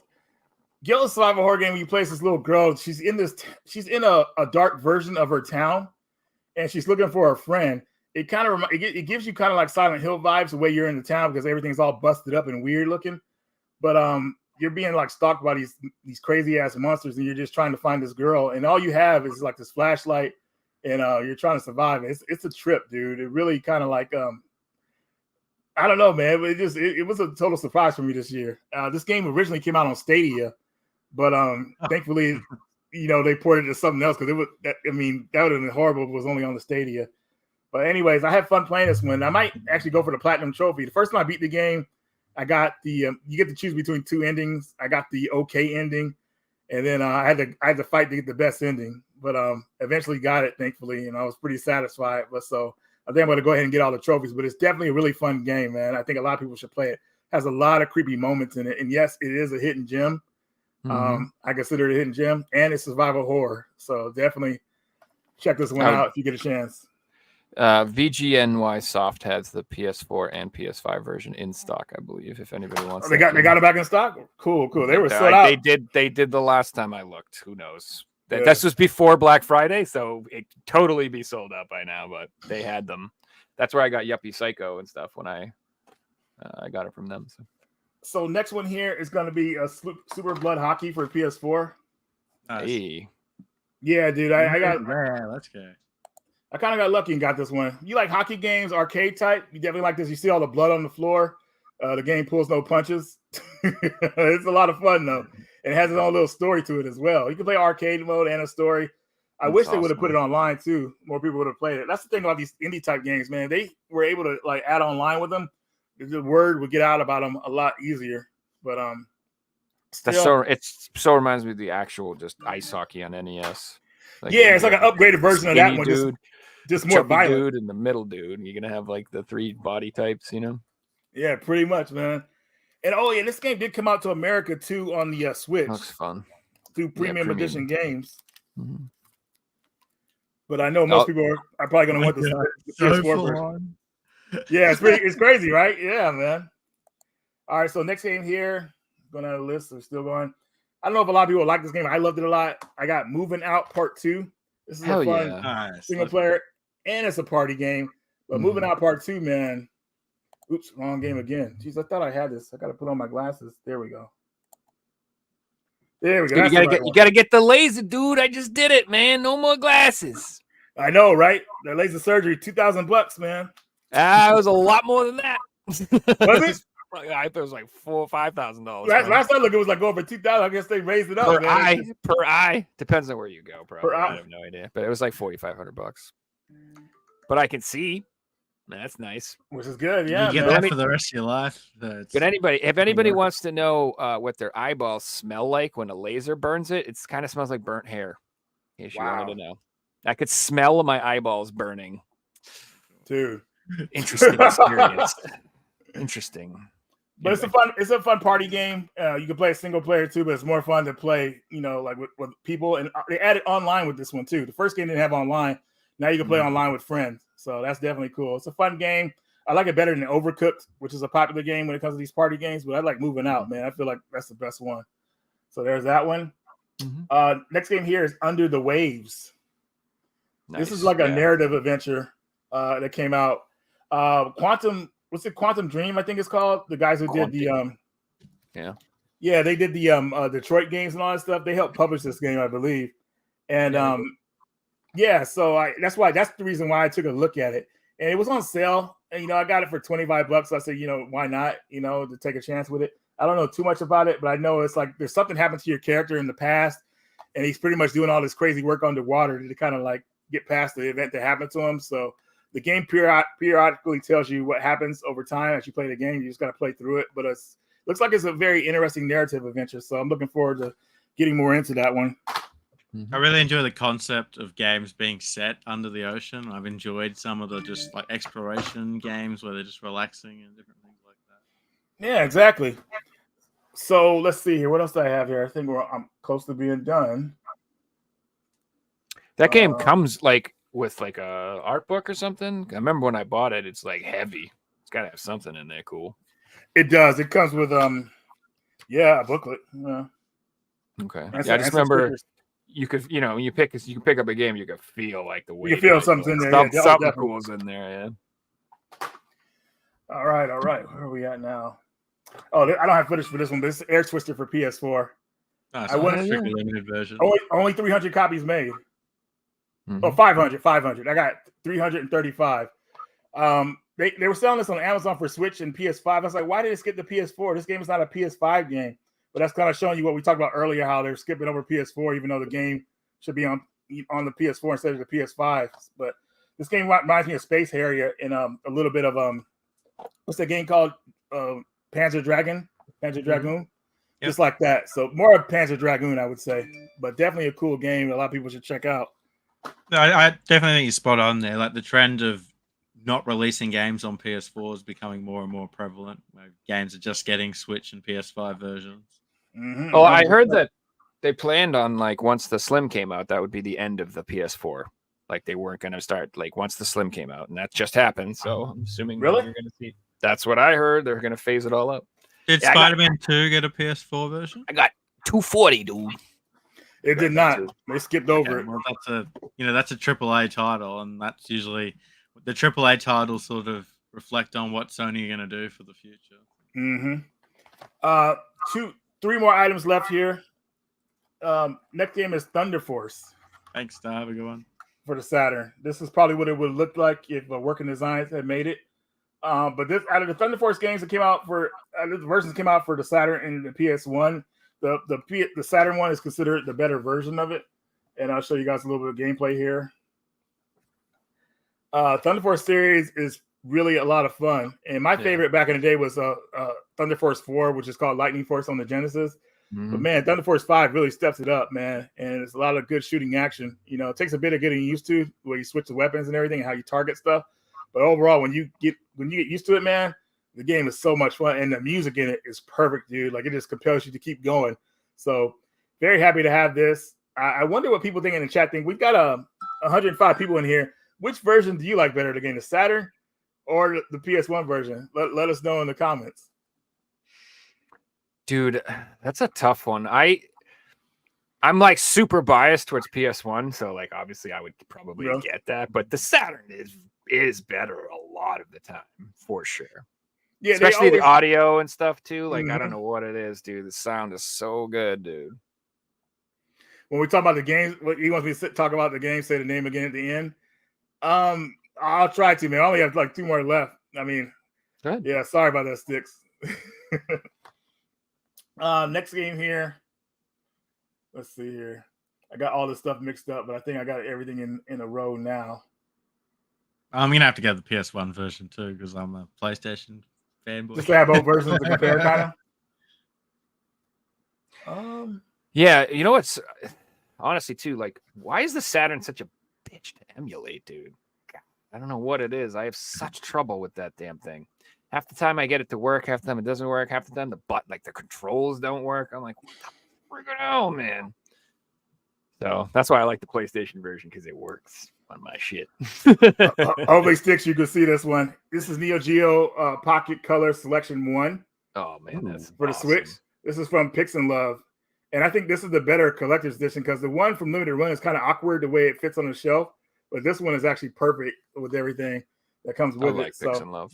If you like, yeah, they're really unique when they come out with the stuff they come out with. And yeah, man, I'm happy with this. I'm waiting for Volume 2 to finally release. They made just enough to make a 3rd volume, dude.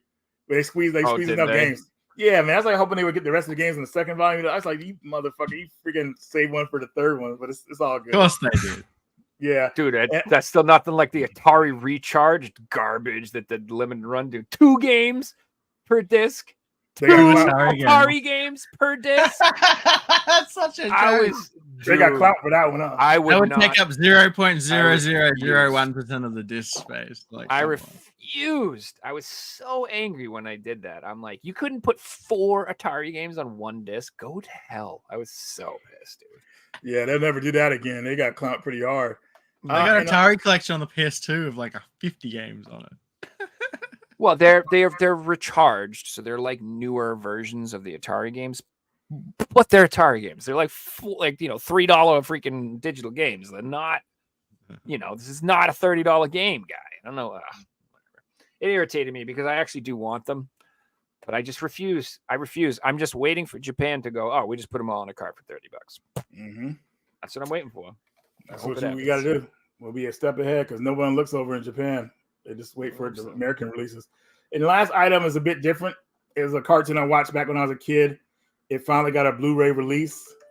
This is Nadia and the Secret of the Blue Water for the Blu-ray. And I picked this up because I had the DVD version, but I wanted to upgrade, especially with what's going on with DVDs and Blu-rays now. We talked about earlier how Best Buy is stopping like selling them and everything like that. So you have to like certain retailers to sell like Amazon side. Anyways, wanted to get this, because it's a better version of from the DVD one, and it's a really great anime. Have you ever seen the anime called Evangelion? Yeah. This is the one that came out before Evangelion by the Gainax Studio. So definitely a good series. Yeah, a lot of people should check it out, man. It's really well done, especially the English. Even the English dub is really good. So that usually doesn't happen too often.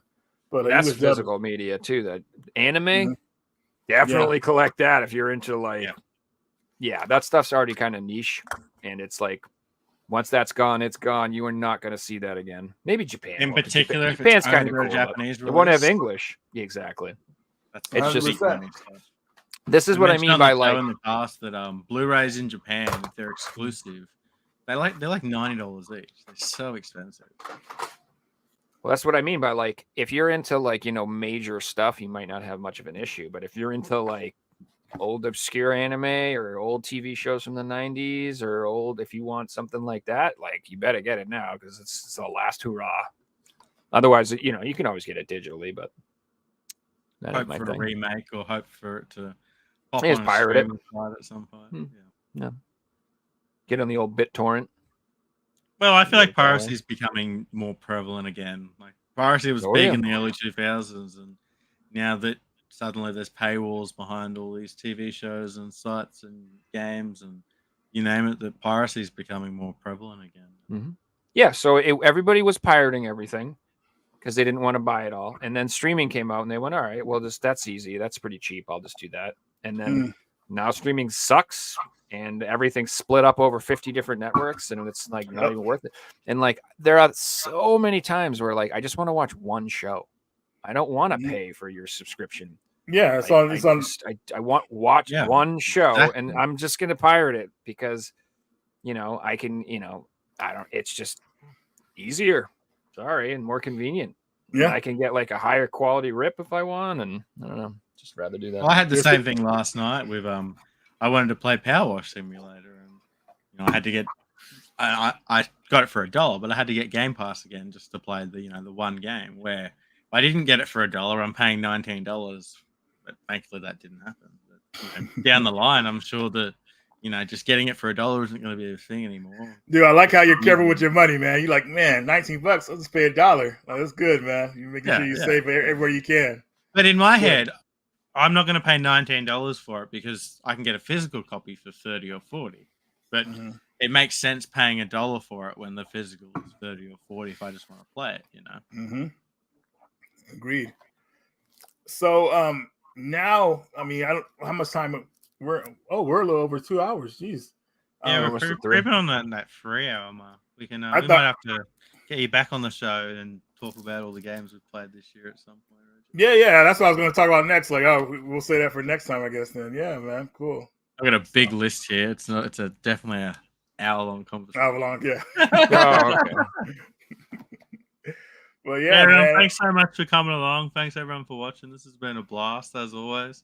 Yeah, Reggie, thanks for showing all the videos too. That's awesome when you do that. Yeah. Sorry, some of them messed up, but yeah, no problem, man. It's all good. Thanks for beating me in the quizzes. I had to get you back, man. You got me good last time. Quiz was hard, bro. We will leave everyone there. Wherever you're watching around the world, have a great night. We'll see you guys in the next podcast, which will be Thursday, Friday. We won't be skipping one this week. I had a charity stream for GeoGuessr. So far, they've raised well over $1,000 for charity. So it's really successful. Thanks to everyone who did pop in on Friday. It was really cool. See you guys in the next show. Peace, everyone. Night, everybody.